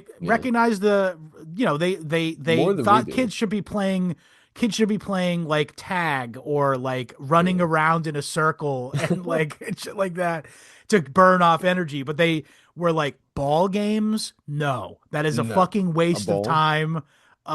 Gambling, forget it. They Ever were read the Old Testament? Ever heard of ball? How do you actually, feel? Hold up. How do you feel about that? They're constructing the ballroom, right? At the White yeah. House, right? What do you Oh think about that? yes, yeah. Oh no. I think that's What a do you bit of think? Owen Benjamin ism. It's an Owen Benjaminism. Oh, Not that he dude. specifically came up with that, but I'm saying it's the phenomenon of being like, let me find any and all etymological connection and then build an entire conspiracy theory outwards from that. I don't know. They're probably gonna do some creepy shit in there though. No, I think it's probably graft. He's just hired his friends to do a big construction company, and he's going to steal a bunch of taxpayer money and That's give it to so his Jewish funny. friends. How many more years do we have with this guy? I Free. Can you believe how much shit Holy has dude. happened? Why is time moving too fast and too slow at the It's same damn time? so true. Someone flipped a switch somewhere and they forgot to turn it off. They put on that Um, machine, and you ever see the movie Primer? no. Tell me more. No, no, I won't. Seen It's too Pusher. complicated. It's a low budget science fiction movie about these two guys who made a time machine that work. The way it works is the longer you turn it on, the longer you go back in time. Mm, So there's this complicated mathematical thing that is whatever. It's a good movie. You check it out. It's pretty okay. entertaining. Um, but the point is, it's got time moving in both directions. Is what the major Oh, concept of the machine is. hell yeah. Okay. So I I'm was saying interested in somebody that. flipped on the fucking primer machine and never turned it off. That's what's going on right now. Yeah. And he went for a number one, what turned into a number two. And what was going to be a 1 minute away from the control has now turned into 15. And Yeah. yeah. So we're yammering. The point is this. What was the point? The Well, you were asking me what I thought about the ballroom, and I said Oh yeah. I don't believe there's a cult significance of the ballroom. I think it's But like I said, it's more than likely cronyism, but graft, the yeah, kind of yeah. shit we've expected from this Zionist technocrat regime we live under. Why didn't they do they still have a bowling alley? I wonder. Do I the don't Quakers bowl? know. Nixon bowled. Nixon Bolden, he's a Holy Quaker. shit. The, Mm. the Quakers would bowl. All right, but that's a ball game. A I don't ball know. So, game. well, we got to understand there's a world of time between Richard Nixon and the Quaker founders who are the ones saying fuck balls. You're saying that the Quakers probably wouldn't have I don't think they written would have vibed with bowling. signed off on the bombing campaigns of Laos and Cambodia. I think that was a bit of a hypocritical move for a Quaker such as Nixon to do. However, I He think was we under should look at as the duress. entirety of his career and see that he was the one who did end the conflict. Yeah. Yeah, in a way. Yeah. Talk, yeah. It's Um, complicated. shit, sure. Well, It's amazing he did roll back the Phoenix program. It's worth saying that he was yes, the one yes. to be like pull the plug on all that shit. Burn the files. No, that was Yeah, Helms. yeah. One of the files burned. Nonetheless, different dick. So yeah, back before we were talking about stupid ballroom bullshit. The Quakers, dancing? Hell no. No, oh Dancing? yeah. Footloose is a documentary about the Quakers. period of Quakers. Yeah, Shit, doesn't it take dude. place there? Let me ask Google about that. Where Pennsylvania? did the Delaware? movie Footloose take place? Ah, Utah. Ah, they're fucking more Mormon Mormies, COVID. Yeah. I suppose. But dude, the Mormons I thought they danced with dude, the intra Mormon dancing. if stepping to the side and to the other side and maybe to the front and back It says sometimes here the movie's is story was dancing. inspired by a real town, Elmore City, Oklahoma, which had a long-standing ban on dancing that local high schools challenged in the late 1970s. So, what would Oklahoma religion be? Well, I would guess evangelicals. Oh yeah. Yeah, that's some kind of charismatic, wacky. American, yeah, American Yeah. born wackadoo Protestant theology. Um, which, still pays its tithes to that You little know, little stretch of land out east. sure, yeah, yeah. A That's Strange Relationship. That book, A Strange Relationship, was pretty good. mm, check that out. I'll Check look that out. into Check our that. episode on it. Shouts out JB Beverly. That's a while Beverly, back, by huh? the Beverly, England, is in the Hmm. north of England, which was Quaker country. JB, you're a Quake. No, wait, no, he's Now not. he might not be. I think I don't know what he is. I mean, He's I know a now he's into Orthodox, but I don't know if he was as a kid. bless his heart. I mean that in the best way. Shouts out to JB. But okay, I'm just trying to think of the other things. So they don't like The games. the They don't the like ways. dancing. What's Let's that? talk about the ways. I mean, I time ways. So what would they would They consider like time precious. So they're like just in like a constant appreciation that they have this time. It's like so it was a contrast between time killing time with the killing, which is Cavaliers, the Cavaliers, and time reckoning, time time max, maxing in the Puritans. And they kind of had a nice middle ground, whereas time prime use your time. time well, don't be a fucking laggard, but also don't rush things and have to be like a productivity maxer because you're Hmm. squandering God's gift. Whatever. I think is their thoughts on it. Let's not gloss over that. That's what it's all about. Yeah, I That's think this is a healthy perspective. it's such a it's a weird kind of discernment to know that there's such a thing as too much work, too much effort, too much stress. Like uh we we bury this in platitudes all year long with, be grateful for what you have, but like no, literally, I mean, Yeah, these guys when kind of walk when the is walk with it. when is enough? They they had a great system of inheritance when it came to passing property Wasn't it on. everybody just got a piece? Yeah, totally, which, can have create its own issues, sure, but it's a whole hell of a lot better than the chaos that's created by primogeniture Yep. And with yeah, the Puritans had their own Puritans. take on it, but it wasn't perfect, as evidenced by the story of John Chapman, by the way. John Chapman's family story was a Yeah. story of being not disinherited, but being looked over, even though they were radically compared to the standard of primogeniture that was the law of the land in England. That this was a step forward, but the Puritans, or the Quakers, sorry, took it another step further to again, they're always the radical conclusion. Well, I mean, in the pantheon of Christian Protestantism, Yeah, it's not even helpful to think of the dialectic as a line. It's more like a pie. It's more yeah. like Well, a it's like a heat map. shit. Okay, yeah, that's great. That's a great way to like what they emphasize, what they focus on, um, and what that bears out socially, communally. Um, but the Quakers, they don't they're extreme in ways that are obvious, but in other They're ways, also extreme in ways that became sort of second nature to American political culture. Like this idea of having like a secularized government, light touch secularized government that does not take into consideration what your social standing is so much is ultimately, and I think this is no, it makes a lot of sense that like during the Revolutionary period, the Continental Congress between the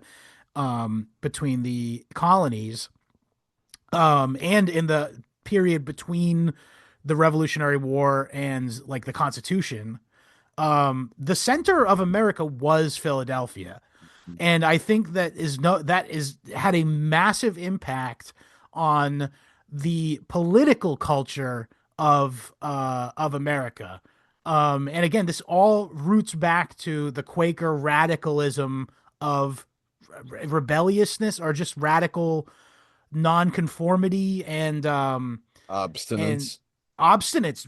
Great Yeah. point. And they heavily identified with the Whig political Yeah. Yeah. identity, which I don't know if it's put a fine point out, but Whiggism is an English idea. Really, it sort of made its way into America, but it mostly was relevant when talking about the revolutionary period. But Whiggism is this idea that history is a process, um, and it is ultimately going towards freedom and liberty. Which, I mean, it's a very debunked thought, you know what I mean? It's got some what's the word? I don't want to say the wrong word. It's got some Resonance. existential. Say that back to me again. It's got some The world is trend history, and the world is trending toward liberality and yeah, I know, but democracy. clearly this is not true. I Like mean, no. in ways it is though. But regardless, I think this is a fairly debunked political idea. However, this was a relevant idea at the time, if you get what I'm saying. Sure, absolutely. I And it mean, it led to the definitely.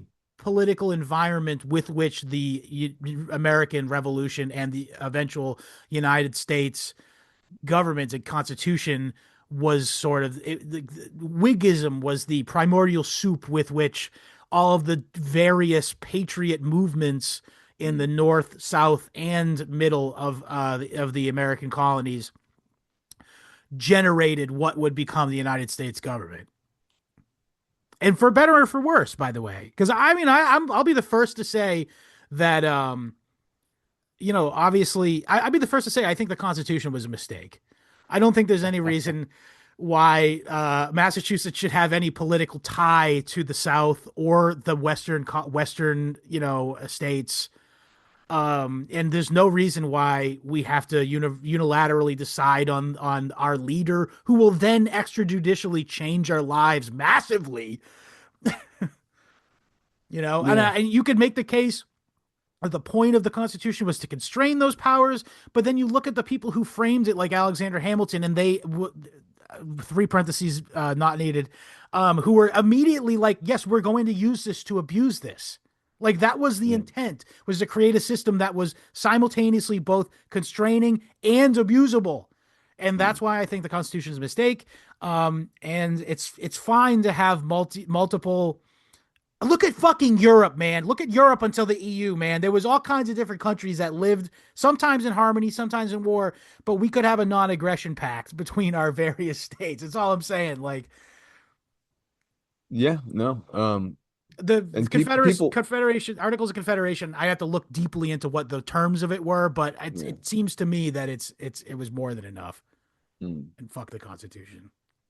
Um, yeah, no, we should definitely look into that. We'll do a versus episode. We'll, Yeah, I'm we could down. do a debate. We could do I don't feel strongly enough to debate on it, but we can have a thoughtful a discussion on it, mock I think. debate. Fine. Fair. You know what? That might be fun, actually. We'll Yeah, talk about exactly. it. Hell yeah. So, oh man, yeah, these people are they're They had a being lot of good ideas, but again, the primordial soup with which they created there is the mm, seed of a lot of shitty stuff. You know what I mean? they were very, how you say, very charitable, Yep. very, very, very open and insistent really on you portioning out a bit, whatever portion of your income you can to the disenfranchised. It's an interesting dichotomy because in the New England colonies, they were also very charitable. However, they utilized the mechanics of the government in order with which to ensure that this charitable spirit is enforced. And in the Quaker colonies, it was just culturally expected that you would donate a large amount of your income to Mm. the less fortunate, and there was very little taxes. So this is like almost the again libertarian sort of ethos, where is the idea that it should come from individual action as opposed to collective action.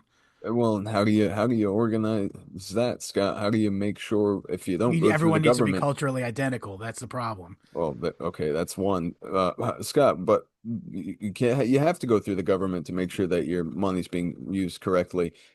Oh wait, no, there was the ladies they got together, they'd start little groups. You throw a penny, you throw a dime, whatever you can spare. They'd make sure that that went to you know um individual groups that would Yeah. consensually organized to make sure that their efforts were not for naught. Um, Right. you don't need you know you don't need that kind of enforcement. They Well, had their minds on other things though. I was just going to say the reason why this worked so well for the Quakers to do that is that inherent in the Quaker religious system was this tendency to create organizations.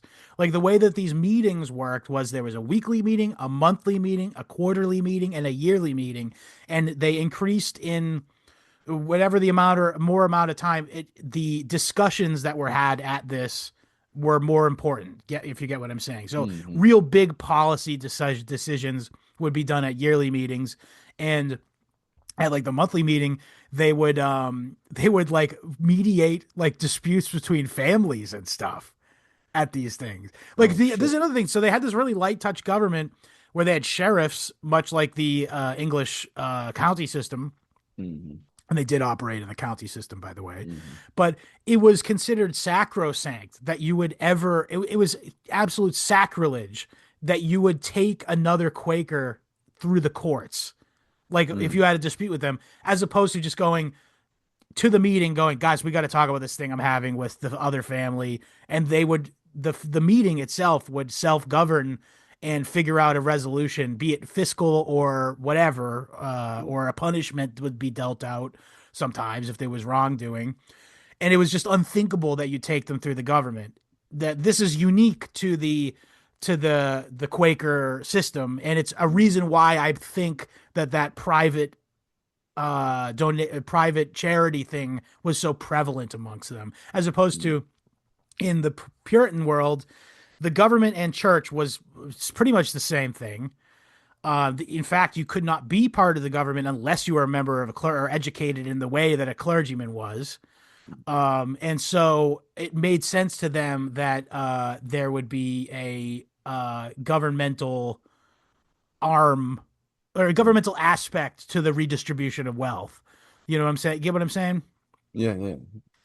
And I think there's a role for both, frankly. Right.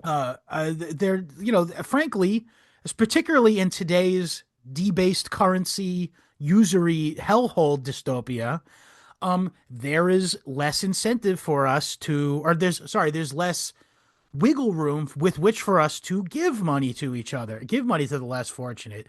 Hmm. And there is a very large administrative government that purports to distribute wealth to the less fortunate, but it does so in a racially targeted and a social fabric disruptive manner. I mean, Yeah. not to get current events here, and I don't like doing it, but in the news the past week has just been this whole Somalian immigrants getting shitloads of government money or whatever.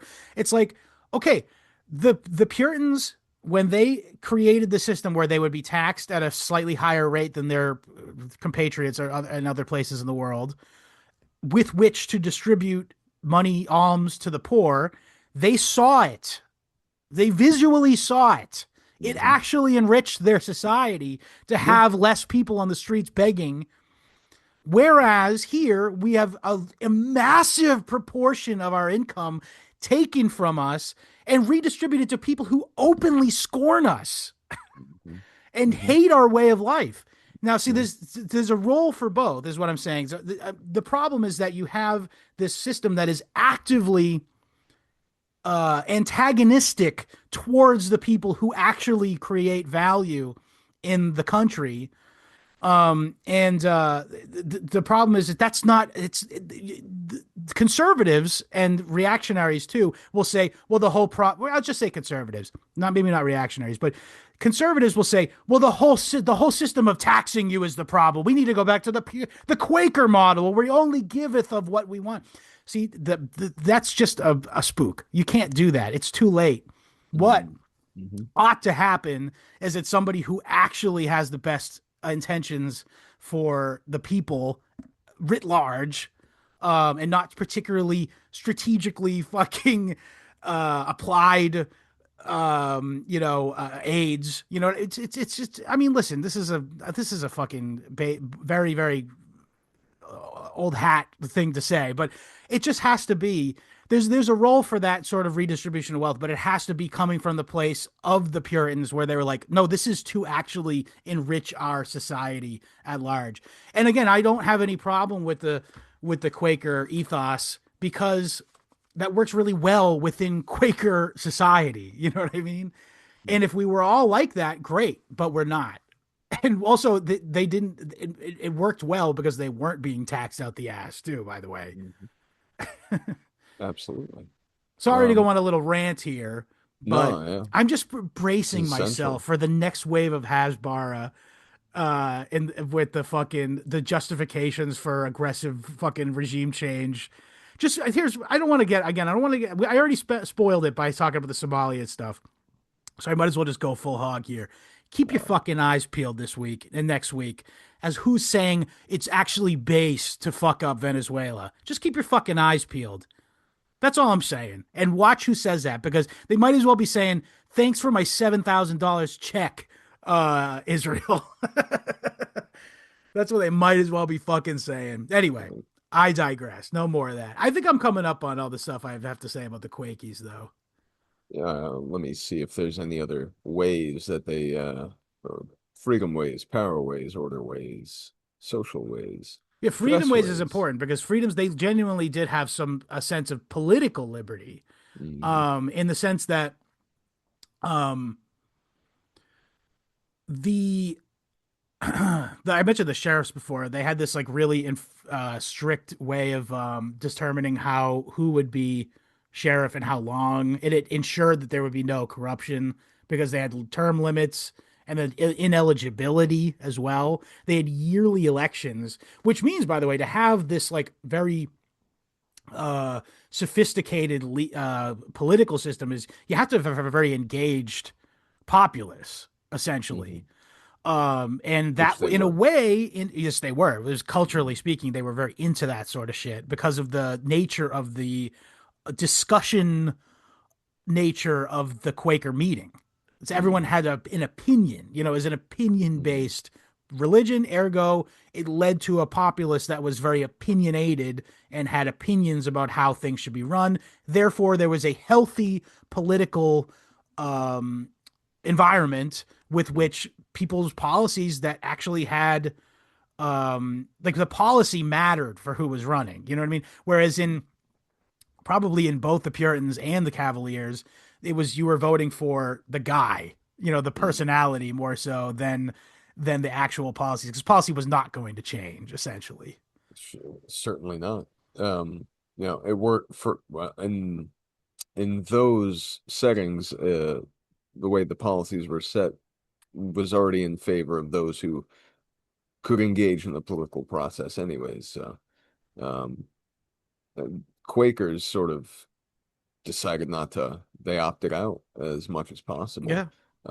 I appreciate you know the fact that they, we mentioned this earlier with how they would address social superiors, quote unquote, um, was intentionally uh, not ironic, but sarcastic, I guess, Something almost. like that, or it was flippant.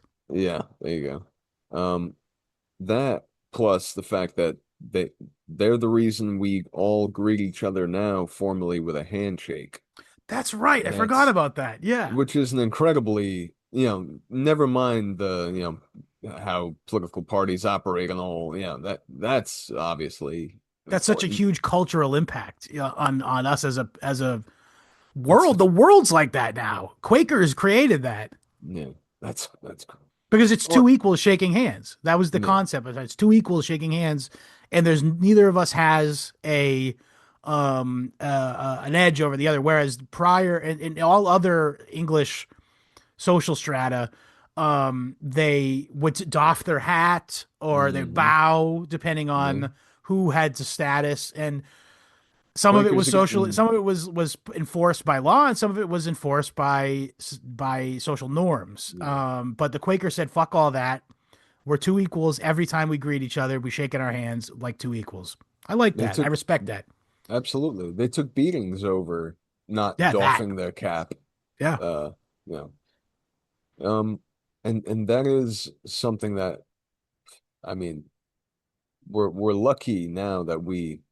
I mean, it's as insidious as ever, the arch overclass that we, live under, but um at least now there isn't and it wasn't just the Quakers. This is a cumulative worldwide Yeah. uh Christ, really. recession.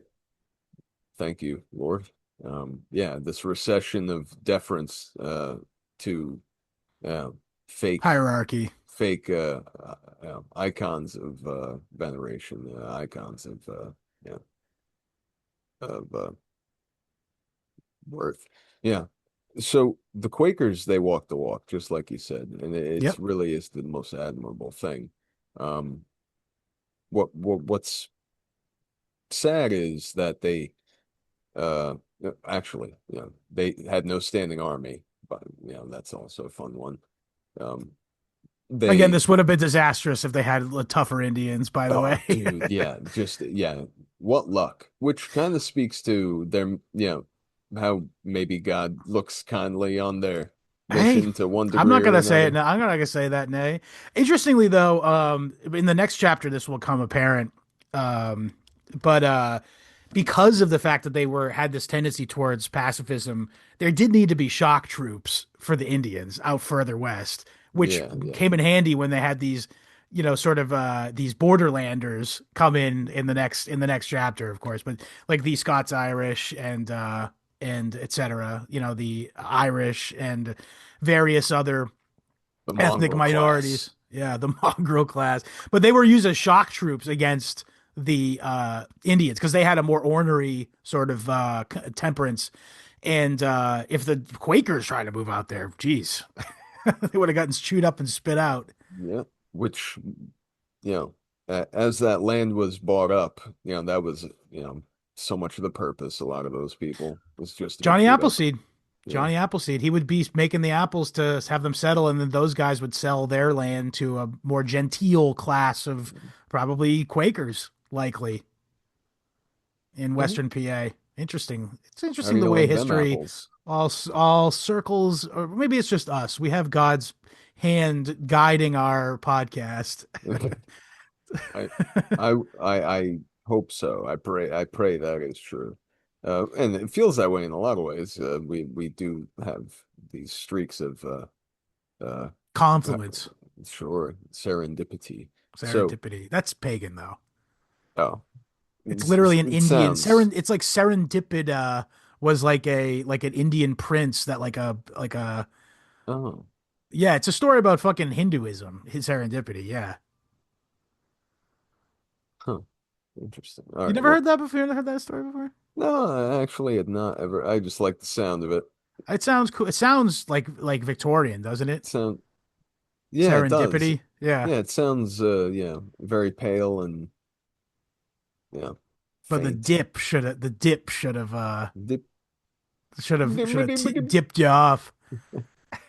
That was All right. a talking point at New Year's dinner this week. Yeah.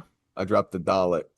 I dropped the dollar Hell yeah. bill on people, which it's Was it just, receptive? Was it well received? The idea that you should tell telemarketers, ask them if they're Dalits, yeah. Oh well, I'll tell you the way I do these things is I'm just talking to one person, and then and the rest of the rest of the table might or might not take notice. yeah, pretty much. Yeah, even though I'm looking around at them, making eye contact and speaking all the while. But yeah, it was taken with amusement and surprise because I guess people still don't know how India operates in terms That's of the caste system. wild. Yeah, that's wild. Yeah, I mean, hey, I don't want to know these things. These it's I don't nothing want to good. either. I should never have found out. I should never have to interact with these fucking people. What do you make of this? I mean, this string of this theme in YouTube, social media where people are going to India. It's a tourist thing. They're showing you all the horrible things that these people drink on the street. Like, What do is I make of it? I think it's just novelty. As you said, most normies don't know what India even is. Like they don't understand like how brutal and fucking insane and backwards it really is. So it's like a shock to the senses to get any sort of real documentary footage of it. hmm, Quakers would never. They they wouldn't dye their clothes because they felt that it was a means of hiding filth and dirt. That's true. And It's another thing so about them funny. about clothes is that why would you take pride in your clothes? The clothes are a symbol of the fall of man in the Garden of Eden. After all, it was after they ate of the tree Fruit of of the tree of fruit of knowledge. the tree of knowledge that made them feel aware that they were even nude. So why would you make a show of what you clad yourself in? That's so. I mean, solid point. Listen, it's it it's solid. I don't know if it's true. Well, yeah. Well, I Listen, would say this is that the fruit of I, the tree of knowledge it's and the consistent. fall of man is the inherent failing within mortal man Mm.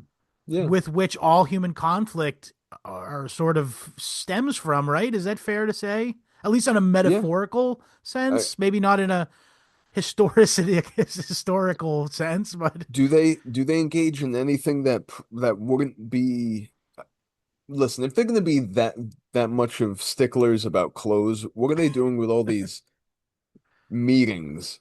You think they have meetings in the Garden of Eden? You think they had well, to there's only like, two people, so why would yeah, they bother? what are you talking about?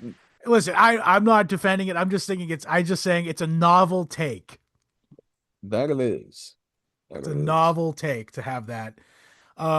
Okay, so we got clothes, food, children. So yeah, they raised children up gently, and it was more of a child-centered family kernel, and this sort of led to the Leave It to Beaver kind of kids are the center of the family, like sort of meme within American culture. I think that's safe to say. On the other hand, again, they had a very sterile relationship within the context of their marriage. It was very much viewed as a means to an end. Um, and to the extent where I mean, like, there's break off Quaker groups that just don't procreate. I mean, that should Mhm. say it all, right? It comes from the same impulse initially, but that's just a more extreme form of what these people the your regular Quakers would just be like, well, that's just an unpleasant reality of us continuing the human race that we have to Mhm. touch each other nude. I I wonder if that's is that a cultural thing or is that just is that something that is that a the term prude, I believe, was actually coined It's coined by to describe yeah, Quakers. I don't know if it was by the Quakers. I think it was just coined to describe Quakers right. looking inward, looking at like from an outsider looking in. That kind of extreme perspective. I don't know, maybe that is a genuine way in which they read the scripture, but that seems I to me think it has like to be a cultural. I think it goes yeah. back to the sort of temperance of the people that created that And movement. also the fact that there's Temperament. the alternative is yeah, people were really wilding out back then if they didn't have any chastity or sense at all. I would think, Um yeah. Yeah, I mean the Cavaliers for one. All Bro. the Rogering that went on. Yeah. Roger here, baby. Come on. What are you talking about, dude? This is fucking so crazy. I don't know if we talked about It's this in the so Puritan bad. episode, but there was they rediscovered a bunch of diaries from Puritan times in like the 1960s or 50s rather, and they were like, "Oh, we can't release this. This is graphic." Yeah, yeah.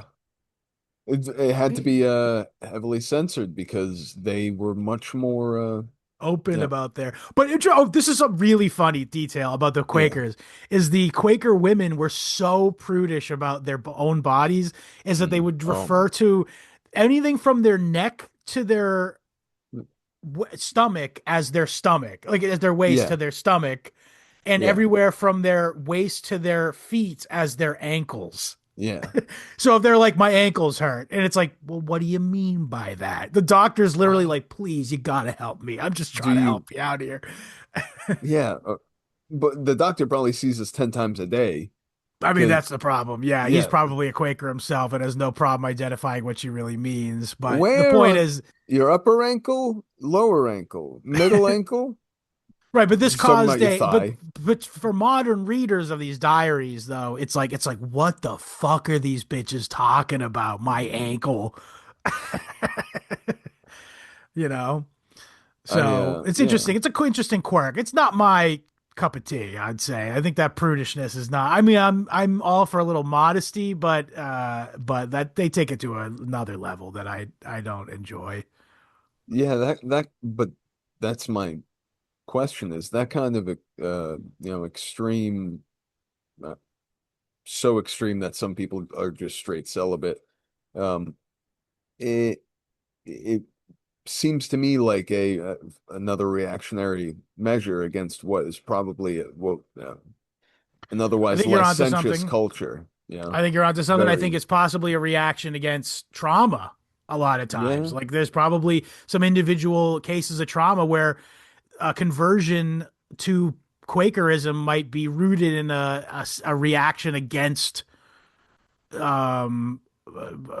being violent. You know what I All mean? the Like that Civil kind of thing. War, Yeah. man.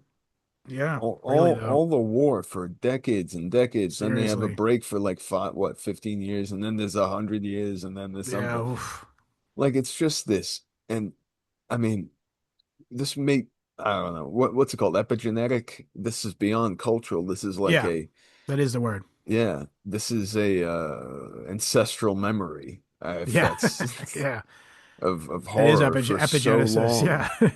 So it may not just be a personal whether these people are born with inclined to be not so procreative Yeah. um you know they found a reading of scripture that jived with that, and I guess in a Right. way I don't know. Yeah, but I mean, what was the alternative? You have 18 kids and 19 of them die, Yeah. Well, they did like the have a bunch of kids because of that whole fucking mortality issue. yeah.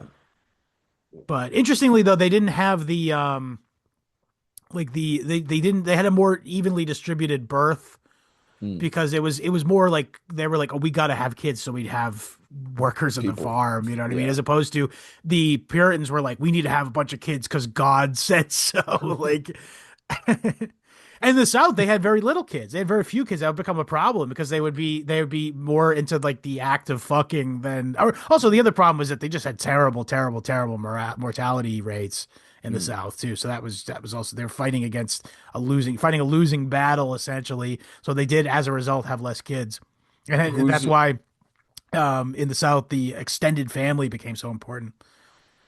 who's your doctor? Dr. Mosquito? Yeah, Doctor Skeeter. All right, I think we covered it Yeah. all. What do you think? Would you got any other things you wanted to say about the Quakies? Um, other than the fact that it's a admirable way to approach adverse circumstances. Um, and that it's funny. The natures of these people persists, 200, 300 so years on. And that's really why we're talking about this, right? Yeah, That's why this book is interesting and it's important, is relevant. because Yeah. this stuff echoes for so much longer than we realize. And it crosses, it literally sort of bypasses, because it bypasses your actual lived, your how you're raised and what you grow up and what your actual culture and ethnicity and history is, because it's the way that everyone else and operates around you. It's the way that the system runs. It's the way that people s see life, and how they, you know you and I don't overlap ethnically at all, Mm. but I think you agree we're both pretty obvious New England Yeah. natives. I've definitely imbibed many of the cultural norms of New England. Yeah. Yeah. I mean, I see it in my, I'm second generation here. These things happen within a lifetime, never mind, Multiple with, generations. Yeah. yeah. So, um, I mean, do you know anybody from out this part of the US? Delaware, Pennsylvania, Jersey, I Not guess. personally, really. Well, South Jersey, but yeah, I guess we have some listeners from down there. Yeah, of course, we got a bunch of listeners from down there. Yeah, A shouts lot of them are out. like We wish Irish you and well. Italian, though. That's the problem. Oh, So okay. it's like, yeah, like, All right. That's fun. That's good too. Um, uh, yeah, I think that I'm thinking of like three or four that are in the group chat that are from there, all Irish and Italian. Like, oh, yeah, hey, I mean, listen, it's not your fault you guys ended up in Delaware or New Jersey, yeah, but the I Delaware I Valley, as it were. I still shake my fist at the fact that we ended up in New England. I given the weather these days, we're I poor like it. people. I enjoy I'm it. over it. I'd put up with 0 degrees if there was no wind. That's fine. I Hot take. is it, I don't know. It's not. It's This is stupid, but akin to, I'd do it's a 100 degrees if it fantasy. weren't a humid out. Mm, It might be. It's stupid, but like I literally Googled the other week. I was like, what are the least windy places in the world?